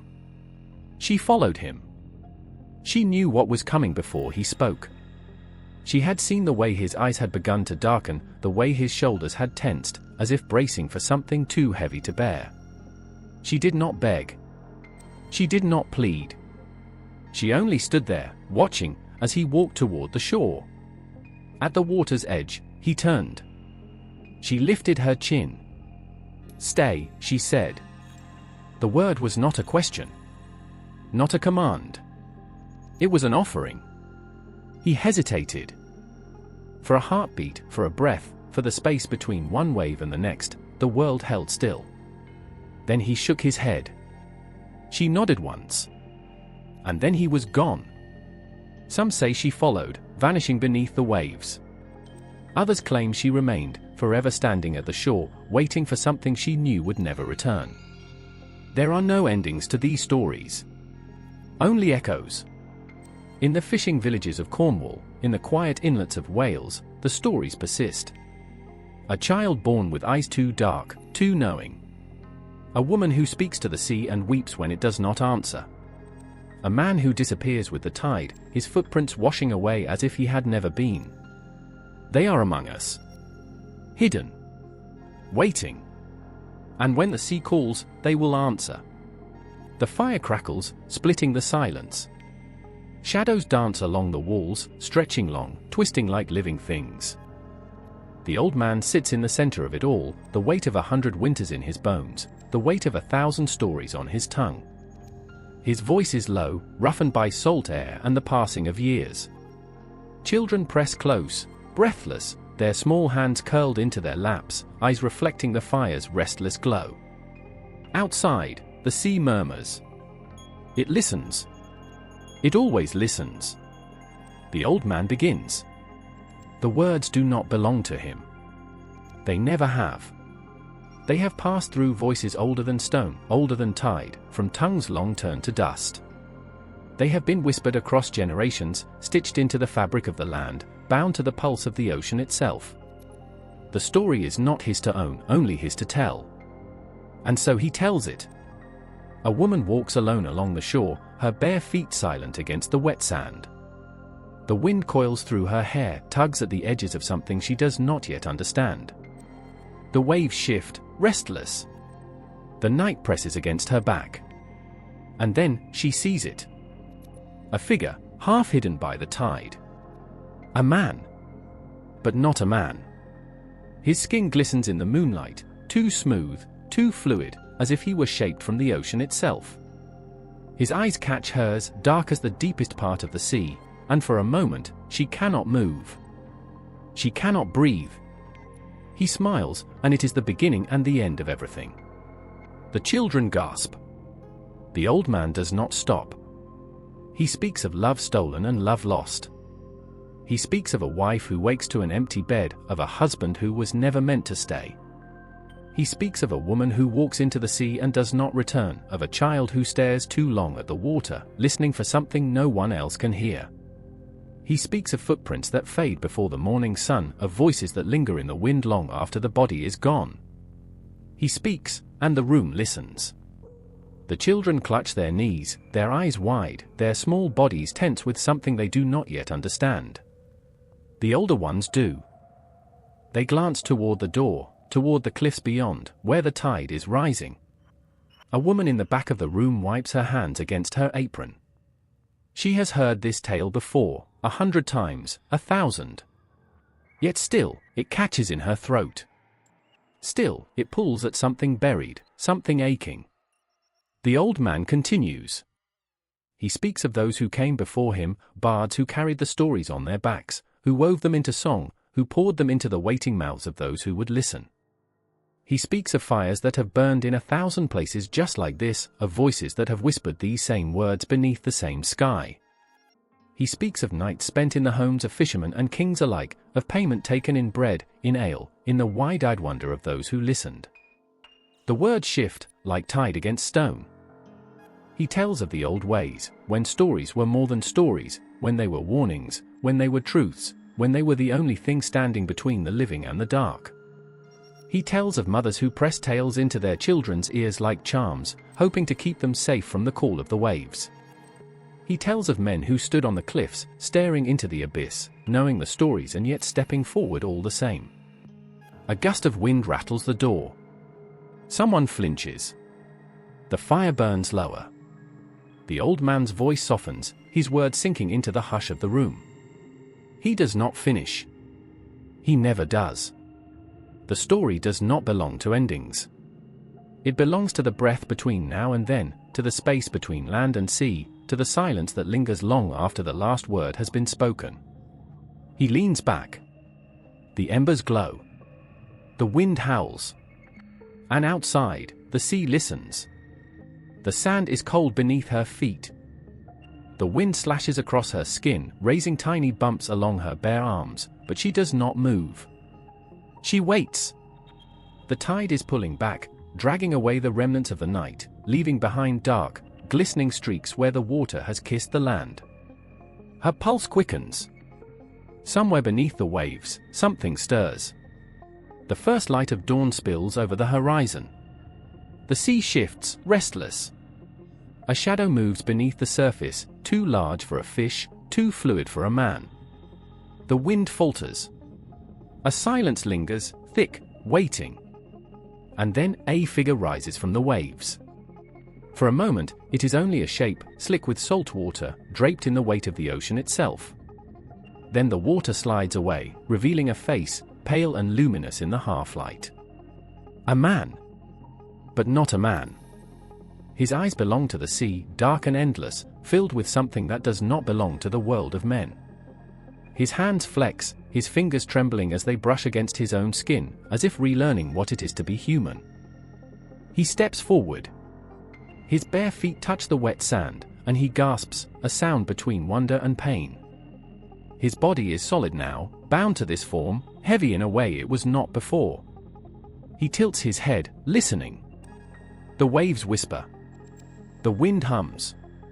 But the voice of the sea is softer now, muted. Already, the land is claiming him. She watches from the rocks. She has seen this before. Selkies do not belong to the land, but they come all the same. They shed their skins beneath the full moon, slipping between two worlds with a grace that should not be possible, with a sorrow that lingers in their bones. It is not magic in the way mortals think of magic, it is something older, something primal, something woven into the very essence of what they are. It is transformation and sacrifice. It is freedom and curse. The man turns, sensing her now. His gaze locks onto hers, and for a moment, there is no wind, no sea, no sky. There is only this thread stretched taut between them, something fragile and unspoken, something neither of them understands. She exhales. He takes another step. But the moment is already fading. He can feel it, the weight of time pressing in, the pull of his own nature straining against the shape he wears. The land does not want him. The longer he stays, the more it will unravel him, pulling at the edges of what he is, unraveling him thread by thread until he is nothing more than a memory, a whisper lost to the wind. He clenches his hands. The human body is strange, limited. His fingers do not move as easily as his flippers did. His lungs burn, already aching for the saltwater embrace of the sea. He does not belong here. But still, he lingers. Because the land is warm. Because the woman on the rocks is watching him with something that looks like recognition. Because, for a fleeting moment, he is something more than what he was. But the sea does not forget its own. A shudder ripples through him. His body is changing, whether he wills it or not. The salt in his veins thickens, his skin itching, stretching. The land is rejecting him, forcing him back. His breath comes sharp, his legs trembling. He will not last much longer like this. The woman stands. She knows what is coming. She has seen it before, how they return, how their bodies twist and blur, how their voices catch in their throats as they fall to their knees, caught between two worlds, never fully belonging to either. He reaches for her, but it is already too late. The sea calls, and he cannot refuse. The first wave crashes against his ankles, and his body convulses. His skin ripples, shifting, darkening, growing slick beneath the saltwater's touch. His hands curl, flatten. His breath turns ragged, his bones realigning. And then, he is gone. The man vanishes. In his place, a seal slips beneath the surface, its sleek form cutting through the waves as if it was never meant to leave them. The ocean swallows him whole. The woman does not move. The waves roll in, indifferent, erasing the footprints he left behind. She listens, but there is no sound. Only the sea. The moon hangs low, swollen and heavy, dragging the tide toward the shore with an unseen hand. The waves rush forward, then pull away, never still, never silent. The air hums with something unseen, something felt more than heard. A pulse. A breath. A command. She stands on the sand, toes sinking into the cold dampness, the wind curling around her like unseen fingers. The night is alive, restless. The moon watches, white as bone, distant and near all at once. It is time. A ripple in the water. Not a wave. Not the wind. Something more. The surface shudders, then parts, and out of the dark sea, a shape rises. First, a glimmer of sleek, wet skin. Then a pair of dark, knowing eyes. A seal. It lingers at the water's edge, body half submerged, head lifted as if listening to something only it can hear. And then, it moves. The shift is slow at first, then sudden, like water snapping into ice, like a heartbeat skipping between one moment and the next. The skin unfurls, sloughing away, slipping from muscle and bone as if it was never meant to hold them in the first place. A human form unfolds beneath it, bare and trembling, breathless beneath the weight of the transformation. The seal is gone. The Selkie stands in its place. He does not look at the land. Not yet.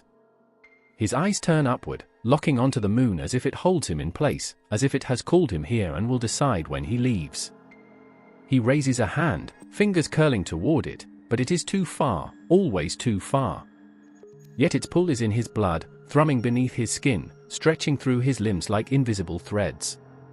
The tides shift. The moon commands, and the sea obeys. The Selkies obey. They cannot fight it. They never have. They never will. The full moon is a snare, tightening around their ribs, twisting through their veins, compelling them toward the shore. They resist at first. They always do. But it is futile. The water loses its hold on them. The sea spits them out. The moon drags them forward. It is not a choice. It is a summons. And so they come. One by one, seals slip from the depths, their bodies shuddering, peeling away like mist dissolving beneath the first light of dawn. Men and women step onto the shore, their skin gleaming in the cold moonlight, their breath rising in soft, silvery plumes. Their eyes shine, reflecting something more than light. They stand on the edge of two worlds, caught between what they are and what they must be. The land is foreign beneath their feet. Solid. Unyielding. It does not cradle them the way the sea does. It does not move with them, breathe with them. It fights them, holds them down, demands something from them they do not understand. The Selkies are bound to the sea. But the moon owns them. It pulls at them with a grip that is neither cruel nor kind. It does not care for their longing, their pain, their hunger for something they cannot name. It does not listen. It does not speak. It only watches. The tide is rising again. A woman kneels in the surf, fingers pressed into the wet sand, body trembling. She does not move. She listens. The rhythm of the waves matches the beat of her heart, but beneath it, beneath everything, there is something else. A whisper. A promise. The sea does not want to let her go. But the moon is stronger. She lifts her head. Her eyes are silver now, reflecting the sky, the tide, the impossible pull of something she cannot resist. She rises. Step by step, she moves away from the water, her breath coming sharp, her body adjusting, readjusting, learning again what it means to be something that walks rather than glides. Footsteps echo hers. Others have followed. They always do. The shore is filled with them now, Selkies stripped of their skins, standing beneath the weight of the night, breathing the salt-heavy air with chests that ache from the absence of the sea. They will not stay long. They cannot. The pull will shift soon. The tide will change. The moon will loosen its grip. And when it does, the longing will return. It will start as an ache, small, ignorable. But it will grow. It always grows. It will wrap around their ribs, thread through their lungs, curl beneath their skin like something alive. It will gnaw at them, whispering of the waves, the weightless embrace of the current, the endless rhythm of the tide. They will try to ignore it. Some will linger longer than they should, drawn by something stronger than instinct, something dangerous, something human. A hand that touches theirs. A voice that calls them by name. A warmth they cannot find beneath the waves. But the longing does not care for love. It does not care for sorrow. It does not care for anything but itself. And so, one by one, they will return. The sea will welcome them back, pulling them under, stripping away the weight of the land, erasing every step they left behind. Their skins will close around them, reshaping, reforming, reclaiming them. They will slip beneath the surface, bodies folding into the water as if they had never left it. The moon will rise again. The tide will turn. And the cycle will begin anew. The wind howls across the cliffs, a haunting sound that carries across the dark sea. In the distance, the crashing waves roar like a beast in pain, its echo reverberating through the night. But then, just for a breath, a single pause, the wind stirs something else. A melody. A song. It starts soft, like the first note of a forgotten lullaby, and curls its way through the cold air. The notes tremble on the wind, slipping between the cliffs, moving like water, undulating with a force that no one can see. The sound is not human, not entirely. It carries with it a sorrow, a yearning, as if the sea itself is crying out. The voice rises and falls, trembling in the night, a call that is both ancient and ageless. It is a song of longing, of loss, of return.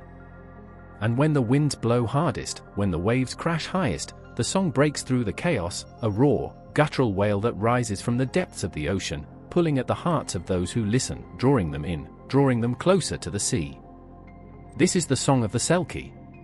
It is the song of every soul lost to the waves and every soul called home again. It is the rhythm of the ocean, the heartbeat of the earth beneath the tide. And it is not meant for human ears.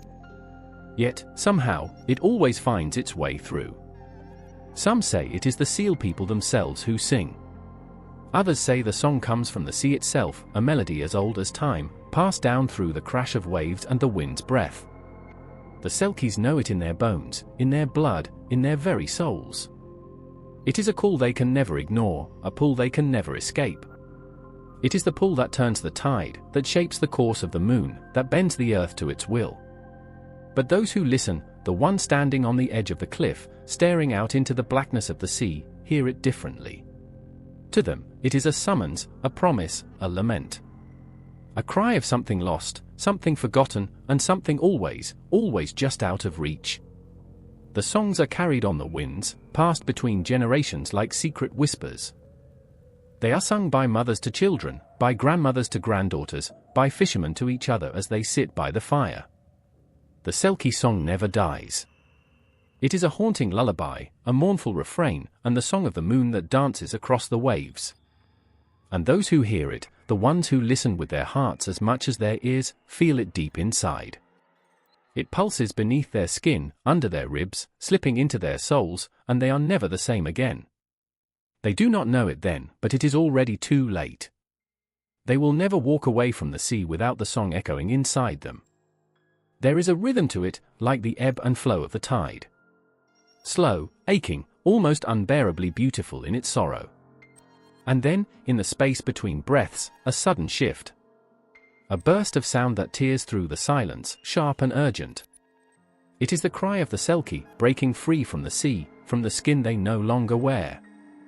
The notes are fragmented at first, scattered like broken glass, but they find their way together, pulling tighter, tighter until they twist into something fierce and wild, full of desperate longing and uncontainable pain.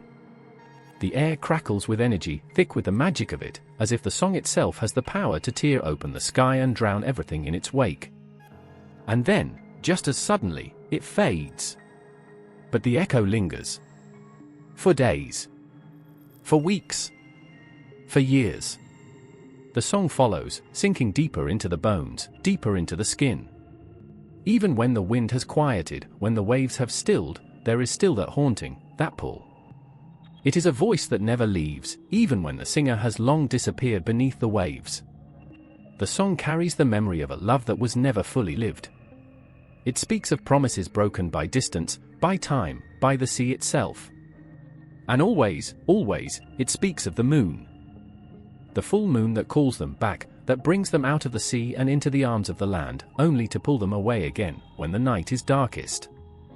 And those who try to sing it, those who try to capture the Selkie song in their own voices, in their own music, are never able to do it justice. They can mimic the notes, they can copy the rhythm, but they can never fully capture the weight of it. The ache. The sorrow. The pull of the ocean in every word.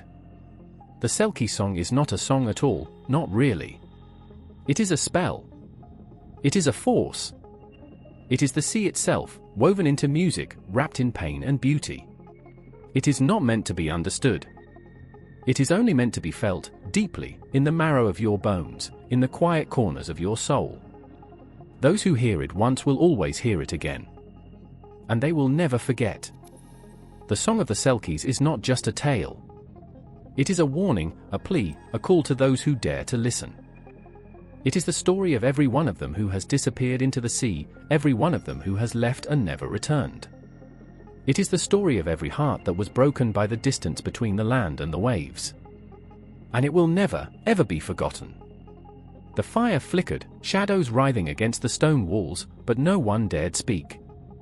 The old woman's voice had turned to a whisper, and the hush that followed carried a weight heavier than any storm. She had spoken of the Selkie's eyes, those impossible, otherworldly eyes, black as the abyss, or silvered like the frozen sea under moonlight. Eyes that could drown a man without a single drop of water. A girl, too young to fear what she did not understand, leaned forward, her breath catching in her throat. "What happens if you look into them?" she asked. The old woman did not blink. "You don't." The word settled like a curse. No one could say why the Selkie's eyes did not belong to this world. They reflected light where there was none. They held sorrows older than time itself. Some said they were the last remnants of something forgotten, some lost fragment of the sea's own soul. Others whispered that a Selkie's gaze was not their own, but a doorway, a looking glass through which something else watched. Fishermen swore by it. A man could be caught in those eyes and never find his way out. His hands would tremble when he held a fishing net, his mind lost in a tide of longing, unable to recall the life he once lived. His wife would wake in the middle of the night to find him standing by the shore, staring into the black waters, whispering to something no human should ever call upon. And sometimes, he would not wake at all. A boy once saw a Selkie woman as she wept upon the rocks, her sealskin stolen, her freedom shattered. He was only a child, unburdened by the weight of superstition, and when she turned to him, he did not look away. That boy was never the same. His mother said his laughter was different afterward, stretched too thin, like something that had been left in the wind too long. He no longer played with the other children, no longer spoke of simple things. He would go to the shore at dusk and stare at the waves, his hands gripping the fabric of his shirt as if fighting the urge to tear his own skin away. And then, one night, he walked into the sea. Some say he drowned. Others say he was claimed. But the old woman who told the tale swore by something far worse. That boy did not die. He changed. And if you looked into the eyes of the seals that gathered along the rocks the next morning, you would have seen him staring back. The Selkie's eyes do not forget. They do not forgive. They do not belong to the land, and those who dare to meet them never truly walk the earth again. The wind screamed through the blackened cliffs, a voice not of storm, but of something older, something colder. The villagers knew better than to step outside when the tide pulled back too far, when the sky turned silver with no moon in sight. They latched their doors, whispered their prayers, and let the night pass unchallenged. But the girl by the shore, she had not learned fear. Not yet. She had heard the stories, but she had also heard the sorrow. And now she stood there, barefoot on the freezing sand, staring into the mist. The voice called again, threading through the wind, wrapping around her like a hand she could not see. A song, barely more than a breath. A woman's voice. Soft. Pleading. It is said that when a Selkie dies in grief, when her skin is stolen, when her freedom is ripped from her hands, she does not go quietly into the waves. She lingers. Not as flesh, not as bone, but as something worse. Something neither sea nor land can claim. They come when the tide is wrong, when the air is too still. They walk where they once danced, whisper through the corridors of the homes they were bound to, press ghostly hands to the windows of the children they left behind. Some say they return to seek justice. Others say they come only to mourn. But the ones who have seen them, truly seen them, know better. The girl at the shore should have turned back. She should have run. But the voice in the mist was not screaming. It was singing.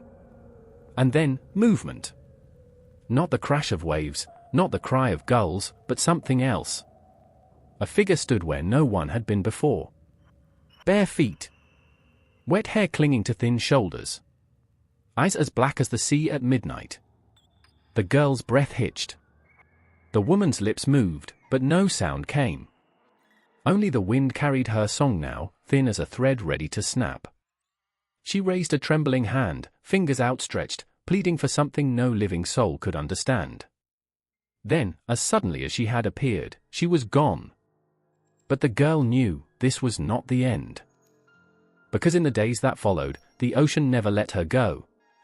The tide pulled too close when she walked the shore, the salt air whispering in her ears.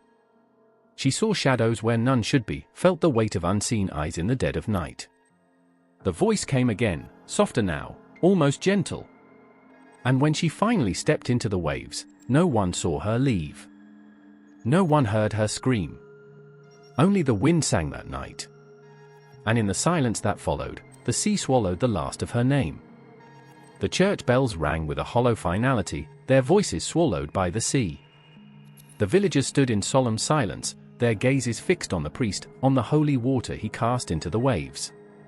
He spoke of salvation, of cleansing, of the darkness that lurked beneath the tide, creatures that had no place in God's creation. But the old ones in the crowd, the ones with salt in their blood and wind in their bones, did not bow their heads. They had seen too much. They knew what had been stolen. Once, before the cross was raised on every hill, the shore belonged to them. To the seals who were not only seals.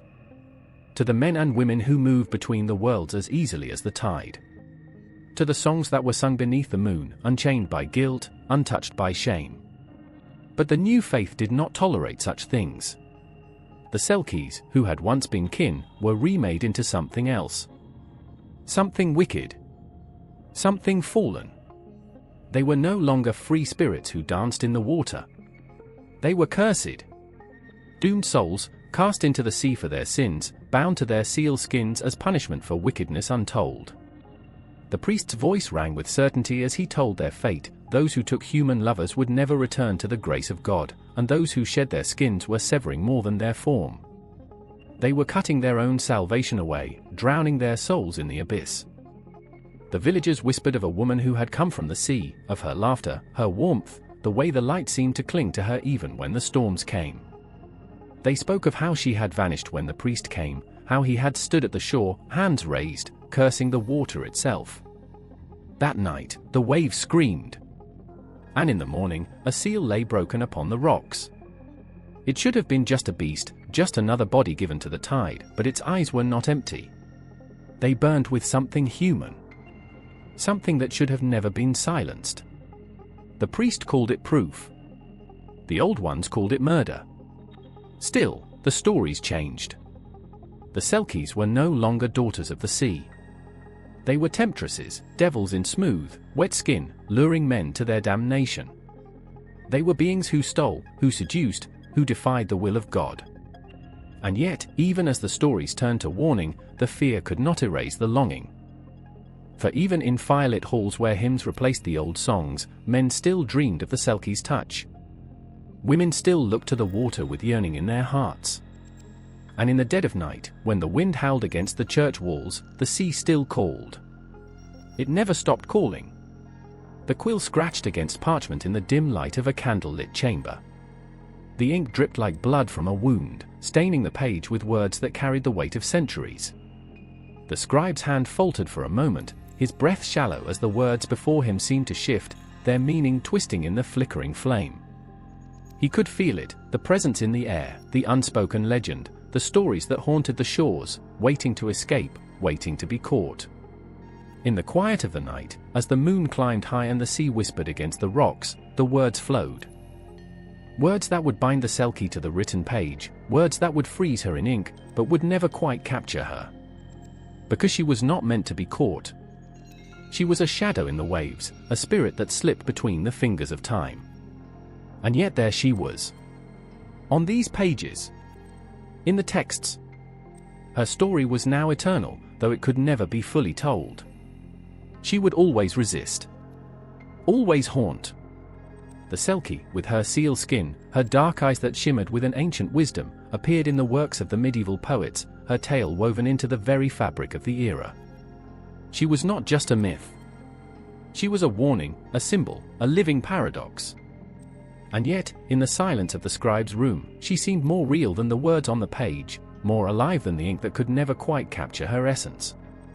In the poems and songs of the time, the Selkie emerged as a creature of duality, a creature whose beauty drew men in, only to leave them cold and broken.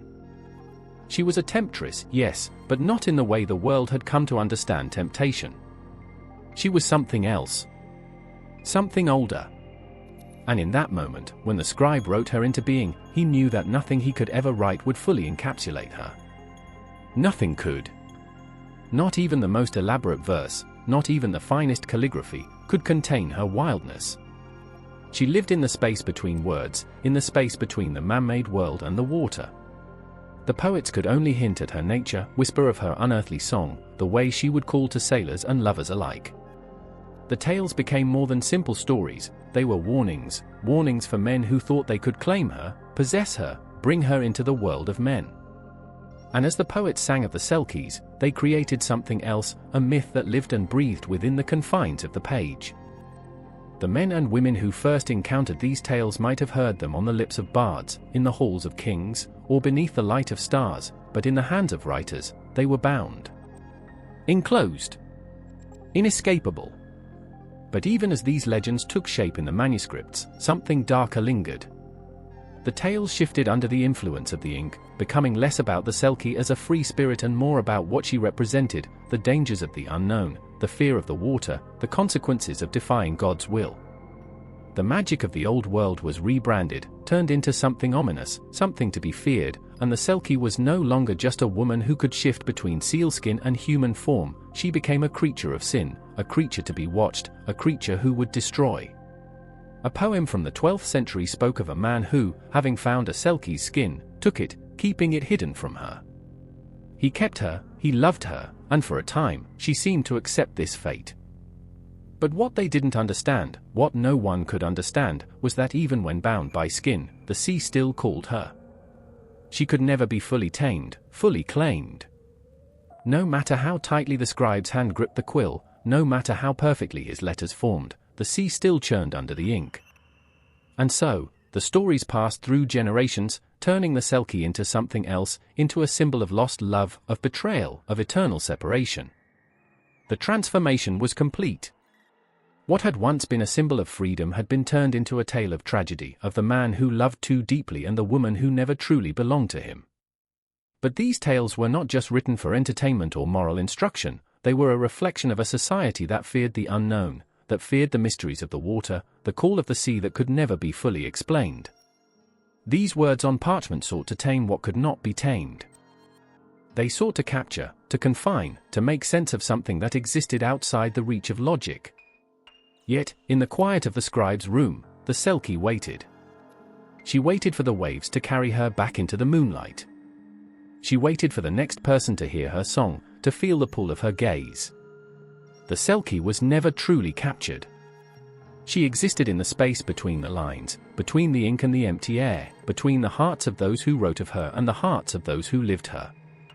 As the Renaissance blossomed, the tales of the Selkies did not fade. Instead, they grew richer, darker, more complex.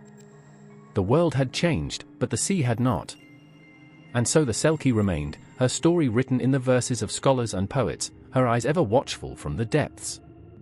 The men who sang her songs knew she was slipping away, just as the tide slips from the shore, leaving only the salt of what was once there. And even now, centuries later, when we read these old texts, when we trace the letters of the scribes who caught her in ink, we know, deep down, that she is not contained. The Selkie is still there, still waiting, still singing her haunting song between the pages, between the lines. The ink smelled of salt and sorrow, of longing pressed between pages and bound in leather. The writer sat by the window, watching the storm churn the sea into a black and foaming beast, the candlelight flickering in the draught. Outside, the wind howled like a keening widow. Inside, his hand trembled as he wrote. The words came in waves, crashing onto the page, the same way the stories had crashed into the minds of poets and novelists before him. The Selkie. A creature of mist and melancholy, slipping between worlds, never fully belonging to either. She had always existed in whispers, but now, in this era of poetry and passion, she had been transformed. No longer just a fleeting legend spoken in hushed voices along the coast, she was tragedy incarnate, immortalized in ink and yearning. Romanticism had taken her and woven her sorrow into something irresistible. She was no longer just a being of the tides, she had become the ultimate symbol of longing, of love that was never meant to be, of beauty so perfect it could only end in ruin. The writers of the age had an insatiable hunger for sorrow, for the exquisite agony of love lost to the inevitable pull of fate. And so, they turned to the Selkie, their quills cutting into the fabric of myth and reshaping her into something even more devastating. A woman, standing on the shore, her bare feet sinking into the wet sand, her face pale under the heavy moon. She is human now, clothed in the fabric of this world, but her heart still beats to the rhythm of the waves. She cannot remember when she last felt the ocean against her skin, but she hears it in her bones, calling. Her hands clutch at the rough wool of her dress, a dress given to her by the man who took her skin, the man who loves her, the man who believes she loves him back. He does not see the way she looks at the water, does not understand the raw ache in her ribs, the way she listens for something he cannot hear. It was this unspoken suffering, that Victorian writers worshipped. Their words dripped with longing, with love tangled in sorrow, with the pain of a creature caught between worlds. They wrote of Selkies who were stolen from the sea, trapped in human bodies, bound to men who adored them but could never understand them. They wrote of wives who gazed at the ocean with an emptiness that could never be filled, of mothers who sang to their children in voices that sounded like waves breaking against the shore. And always, they wrote of endings that could never be happy. The Selkie could not stay. No matter how kind the man, no matter how deep his love, no matter how much she tried to forget, her soul was not his to keep. And when she found her skin, when the moment came, she would leave. The poets painted her departure with words so raw they bled on the page. The night when she slips from his arms and into the cold embrace of the tide. The way her child wakes in the morning to an empty bed, a lullaby still lingering in the air. The man left standing on the shore, his hands grasping at nothing, the salt of the sea mixing with the salt of his tears. Victorian literature was obsessed with the tragic beauty of it all. They wove her sorrow into every tale, twisted it into the very fabric of their words. They made her not just a creature of the sea, but a prisoner of fate. In the age of brooding heroes and doomed romance, she was their perfect muse, forever slipping away, forever just out of reach. And yet, beneath the ink, beneath the printed words pressed into pages that would outlive their writers, there was something else. Something the poets and novelists never intended. A quiet defiance. Because no matter how many times they wrote her as a victim of sorrow, no matter how often they painted her as the tragic bride who had no choice but to leave, the Selkie was not weeping as she vanished beneath the waves. She was laughing. Laughing as she felt the water close around her, laughing as she shed the weight of the human world, laughing because she had never belonged to them. The men who wrote her story had misunderstood. They had mistaken her longing for love, her sorrow for weakness. They had twisted her into something fragile, something to be mourned. But the truth had always been there, hidden between the lines, buried beneath the tragedy they so adored. The Selkie was not tragic. She was free. A girl sits alone in the dark, the glow of the television flickering against her face, shadows stretching and curling like fingers around her. On the screen, a figure moves through water, skin shifting, melting, becoming something else. A Selkie. She doesn't blink. The salt water in her veins thrums with recognition. She doesn't know why, doesn't understand the tightness in her chest, the way her breath catches, the way her hands curl into fists in her lap. Something inside her stirs, ancient and restless. She is not in that room anymore. She is somewhere else. Somewhere cold. Somewhere vast. somewhere that calls. Selkies have never been just stories. They have always been echoes. Ghosts in the blood. They slip through generations, through ink and celluloid, through old legends whispered in the dark and new myths spun in the glow of a movie screen. They refuse to stay buried, refuse to be forgotten. Their voices rise from forgotten pages and stolen moments, from books hidden in dusty libraries, from films watched in secret by children who do not yet understand why their hearts ache when the Selkie turns away from the shore. Modern storytellers have taken them, shaped them, broken them, remade them. They are not the same as they once were, but the bones of their sorrow remain. The girl watches as the Selkie on the screen runs her fingers over the slick, silken pelt hidden beneath the floorboards. She is not supposed to find it. She is not supposed to remember. But she does. Her breath shudders. Her hands tremble. She knows what will come next. She has read it before, seen it before, felt it before. The bookshelves are lined with versions of this moment. The novels that reimagine the old tales, the stories that carry the weight of salt and sorrow into new hands, into new hearts. Some make the Selkie something monstrous, something sharp-toothed and unmerciful, rising from the depths for revenge. Others soften her, make her delicate, a creature of fragile magic, stolen and tamed. Some try to rewrite the ending, to give her a reason to stay, a reason to choose love over the call of the sea. But the sea is always there. The pull is always there. She watches, heart in her throat. The Selkie clutches her skin to her chest, and for the first time in years, she breathes. Books and films and television wrap their fingers around this moment, twist it, shape it, force it into new forms. Some get it right. Some do not. Some understand the Selkie's heart, the wild thing that beats beneath her borrowed ribs. Some turn her into something else entirely, something palatable, something easy. The girl has seen them all. The ones that tell her Selkies are just another fairy tale, just another legend repurposed and stripped of its teeth. The ones that make them side characters, background whispers, things that exist only to serve someone else's story. She has watched versions that are meant to be sweet, meant to be romantic, meant to be a softened thing that does not fight, that does not leave. But she has also seen the ones that understand. The ones where the Selkie does not stay. The ones where she does not let love cage her. The ones where she returns to the waves, not because she does not care, not because she does not love, but because the sea is part of her in a way that nothing else can ever be. The girl exhales. On the screen, the Selkie runs. She hears the shouts behind her, the desperate cries of the one who loved her, the one who never understood what she was. The camera lingers on the heartbreak, the grief, the raw, open wound left behind. And then, for just a moment, it lingers on her. Not broken. Not lost. Whole. The tide crashes. And she is gone. The screen fades to black. The girl sits there, unmoving, the phantom weight of salt on her tongue. She understands now. She always has. The woman stands at the edge of the shore, feet sinking into the cold, wet sand. The waves coil around her ankles like hands, pulling, pleading. The wind howls through the empty night, carrying whispers only she can hear. She shivers, but not from the cold. There is something else. Something older. Something buried beneath skin and memory, waiting to surface. She lifts her gaze to the horizon. Black water stretching forever. A void. A promise. She doesn't know why she came here. Or maybe she does. Selkies do not belong on land. But they are stolen.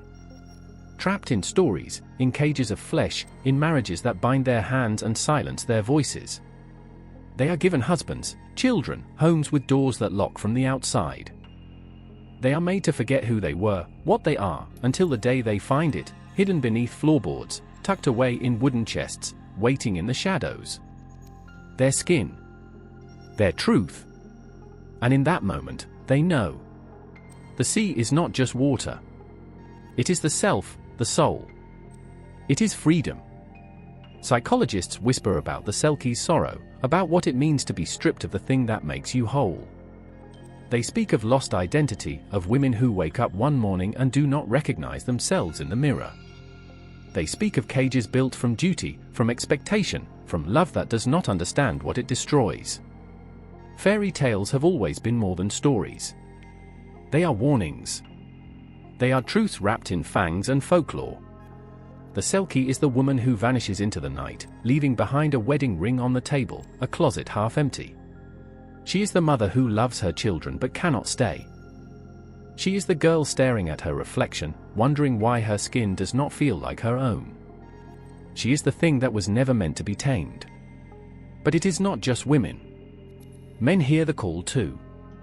The world teaches them to stay, to be strong, to bury the longing beneath duty and silence. But the sea does not care for human rules. It does not care for logic, for restraint. It whispers to the ones who have forgotten themselves. It reminds them. In stories, Selkies return to the waves, never looking back. But humans are not always so lucky. Some never find their skins. Some never remember what they were before the world stole their names. Some live and die on dry land, with salt in their blood and sorrow in their bones. The woman standing on the shore closes her eyes. The wind screams. The tide rises. The waves know. And they wait. A storm is coming. The sky bruises with it, the wind tearing at the cliffs like a wounded animal. The sea thrashes, restless, ancient. It remembers. It always remembers. She stands at the edge of the world, toes curling over the rock's jagged lip. Salt coats her skin, clings to her lashes. The air is thick with voices, not human, not quite words. They hum in the water, in the bones of the land. A song that has never died. It was never just a story. They tried to silence it. They tried to bury it beneath centuries of foreign tongues, foreign gods, foreign hands rewriting what was never theirs. They stripped the names from the old stones, drowned the songs beneath a tide of laws and shame. They told the children to forget, to speak only the language of their masters, to carve away the past until nothing was left but silence. But the sea does not forget. And neither do the Selkies. They move through the stories whispered at firesides, through the ballads that refuse to die. They drift in the blood of those who still hear the call, in the eyes of those who stare too long at the waves and feel something shift inside them, something raw, something nameless. A pulse. A memory. A warning. The fishermen tell of women who vanish into the night, of mothers who walk into the sea and are never seen again. The old ones shake their heads, muttering about foolish men who wed what was never meant to be kept. But it is more than legend. It is something written in marrow, in the unspoken grief carried through generations. It is the story of a people stolen from themselves. Of tongues severed, of homes burned, of families torn apart and scattered like driftwood in a storm. It is the quiet mourning in every song, the longing curled beneath the notes of every fiddle, the fire behind every word spoken in a language that was meant to die, but did not. The Selkies have returned with it. They slip through poems, through novels, through the ink of writers who were told their own history was not worth telling. They surface in films, in paintings, in the hands of artists who refuse to let the old gods sink beneath the waves. Their skins are stitched into stories that pulse with memory, with pain, with a hunger to reclaim what was nearly lost. Because the Selkie is not just a myth. She is the exile longing for home. She is the mother tongue rediscovered. She is the heartbeat of a people who have been drowning for centuries and have begun, at last, to rise. The woman on the cliff closes her eyes. The wind howls. The sea stretches out before her, endless, waiting. She takes a step forward. The drums echo through the night, a low, steady pulse that rattles through bone and blood. Flames flicker along the cliffs, sending shadows leaping across the faces of those gathered. Voices rise in song, old words, words that were almost lost. The wind carries them to the sea, and for a moment, it almost feels as if something ancient is listening. A child watches with wide eyes, the firelight reflecting in them like molten gold. She does not fully understand the stories being told, but she feels them. The weight of them. The power. A woman beside her sways with the rhythm, her lips moving in silent reverence. Somewhere in the crowd, an elder whispers a name, one not spoken for generations. The past is not gone. It breathes here. It sings. Selkie festivals are more than celebration. They are defiance. A refusal to let time and silence swallow what was never meant to die. There are those who do not believe anymore. Those who scoff at the old tales, who call them nothing more than superstition, the remnants of a people too long tethered to the ghosts of the past. But here, beneath the open sky, with the scent of salt thick in the air, belief is not a choice. It seeps through the skin, through the soil, through the hands that craft the masks and sew the skins for the dancers who will walk the shore before dawn. The old songs tell of them, the Selkies who return, the ones stolen from the sea and forced into human lives they never chose. The ones who break free. And so, they dance. Feet pound against the earth, wild and unchained. The rhythm grows faster, feverish, until there is nothing but the music and the fire and the roar of the tide. A man moves like the waves, his body fluid, untamed. A woman throws back her head, eyes shut, her arms lifting as if she might take flight. They are not pretending. They are becoming. The child feels something rise in her chest, an ache, a longing she does not yet have words for. She reaches for her grandmother's hand, fingers curling around rough, weathered skin. The old woman does not speak, only nods. She understands. The stories must be told. And so, the festivals continue. They spread across lands and waters, carried by those who will not forget. In small villages where the ocean carves jagged paths through the cliffs, in cities where the sound of gulls barely reaches above the hum of modern life, in theaters and schools and quiet corners where hands pass down what was nearly lost. A storyteller steps forward, her voice clear, unwavering. She speaks of the Selkie bride who wept as she rocked her human child, of the fisherman who found a woman on the shore with eyes the color of storm-tossed waves. She speaks of the ones who slipped into the sea under the cover of night, their stolen skins reclaimed, their cries swallowed by the tide. The fire burns lower now, but no one moves. The child leans forward, breath held tight in her chest. She knows, somehow, that this is not just a story. It is a call. A reminder. The sea is waiting. A single brushstroke slashes across the canvas, dark as the abyss below the waves. A woman's face begins to emerge, half in shadow, half in light, her eyes carrying the weight of something lost, something stolen. The artist's hands tremble as they paint the curve of her lips, parted as if caught between a cry and a song.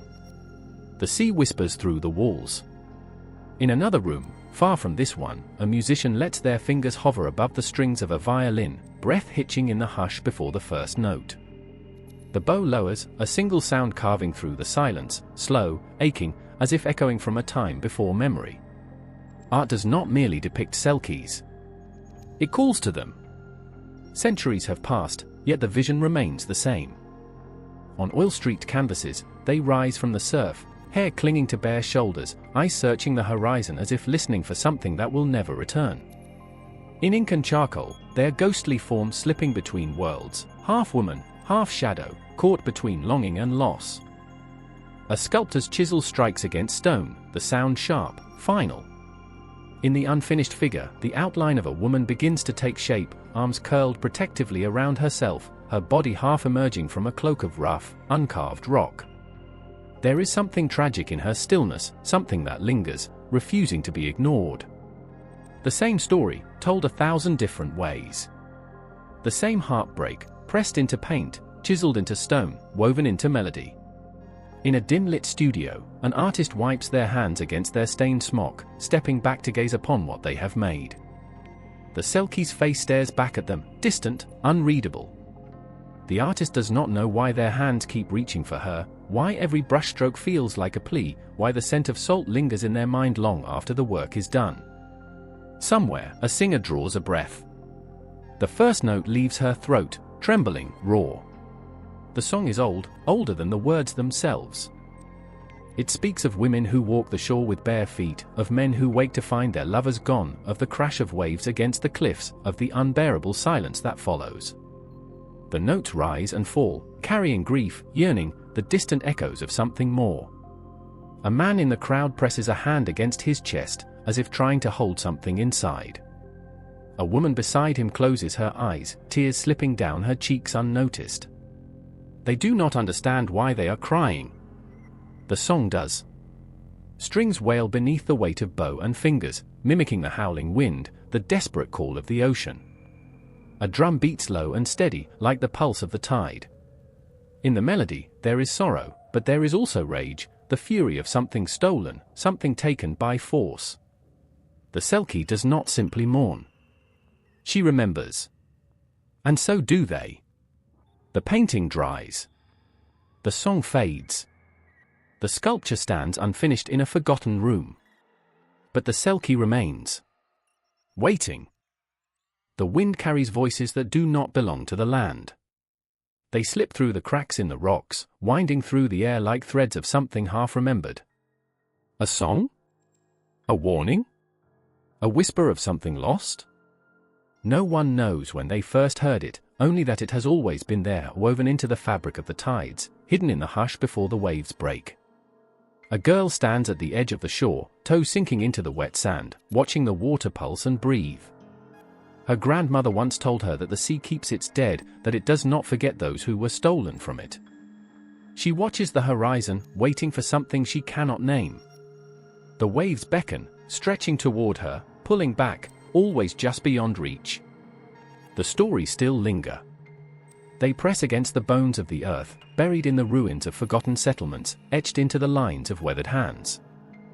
They surface in hushed voices around fires, in the knowing glances exchanged by those who have lived long enough to understand that some things are never truly lost.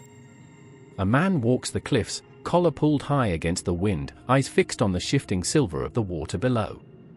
He has never told anyone why he comes here, why he listens so closely when the wind howls, why his fingers twitch as if searching for something that has slipped through them before. Perhaps it is the longing that keeps the story alive. The unbearable ache of something just out of reach.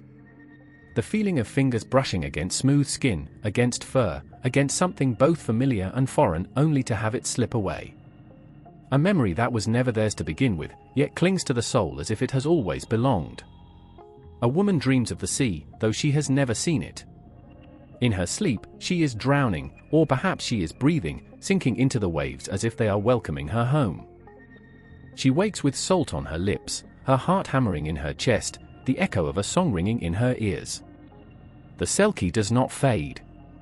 She lingers in the spaces between truth and myth, between longing and fear. She is the ghost in the corner of every love story that ends too soon, the shadow behind every tale of captivity, the whispered regret that creeps in when the night is too still. She is the thing we cannot name, the hunger we do not understand, the pull toward something nameless and vast. Even now, when the world is louder than it has ever been, when stories are consumed and discarded, when history is rewritten to fit new tongues, the Selkie remains. A child presses their hands against the glass of an aquarium, watching a seal glide through the water, its dark eyes unreadable. Something stirs inside them, something nameless. A poet's fingers still over their keyboard, unable to find the words for the feeling that grips their throat when they hear the sea. A lover wakes alone, reaching for someone who has never slept beside them, a name slipping from their lips before they can stop it. The tide pulls away, carrying whispers with it, leaving behind only footprints that the next wave will erase. The girl stands on the shore, watching, listening, waiting. The tide is coming in. The sky is the color of old wounds, streaked with something violent, something raw. The waves press forward, unrelenting, dragging silver light across the black water, whispering in a language that no human tongue has ever truly spoken. Somewhere beneath, in the cold that no sun can reach, something stirs. A woman stands at the edge of the world, her breath shallow, her pulse a frantic thing against the stillness. Her bare feet are half buried in the sand, her dress clings to her skin, damp with salt and something heavier. She has been waiting for hours, or perhaps for lifetimes. She knows the stories. They coil inside her, woven into the marrow of her bones. The girl stolen from the waves, the man who kept her skin locked away, the yearning, the escape, the grief. She has read them, whispered them, carried them like ghosts clinging to her ribs. But it is one thing to know a story. It is another to stand inside it. The wind howls, cutting through her, pressing against her throat like an unseen hand. The waves roll in, closer now, foaming and hungry. The voice is there, beneath the crashing water, a song, ancient and aching, a sound that does not belong to this world. Her hands tremble as she reaches for something that isn't there. The Selkie does not ask to be remembered. She does not beg for stories or prayers or offerings left at the tide's edge. She does not need them. She is woven into the fabric of things too old to name, too vast to hold in mortal hands. She does not disappear, because she was never truly here. She slips through the cracks in time, in longing, in the fragile seams of human understanding. A child watches the sea with wide, knowing eyes. A lover wakes in the night, the scent of salt clinging to their skin, heart racing from a dream they cannot explain. A poet's ink runs dry mid-sentence, unable to capture the feeling of something slipping away. The tide is coming in. The waves crash forward, and for a breath, for a heartbeat, for a moment stretched impossibly thin, there is something there. A figure in the water. Dark eyes that have seen the beginning and the end of all things. The sea inhales. The wind screams. The shore is empty. But the story is not over.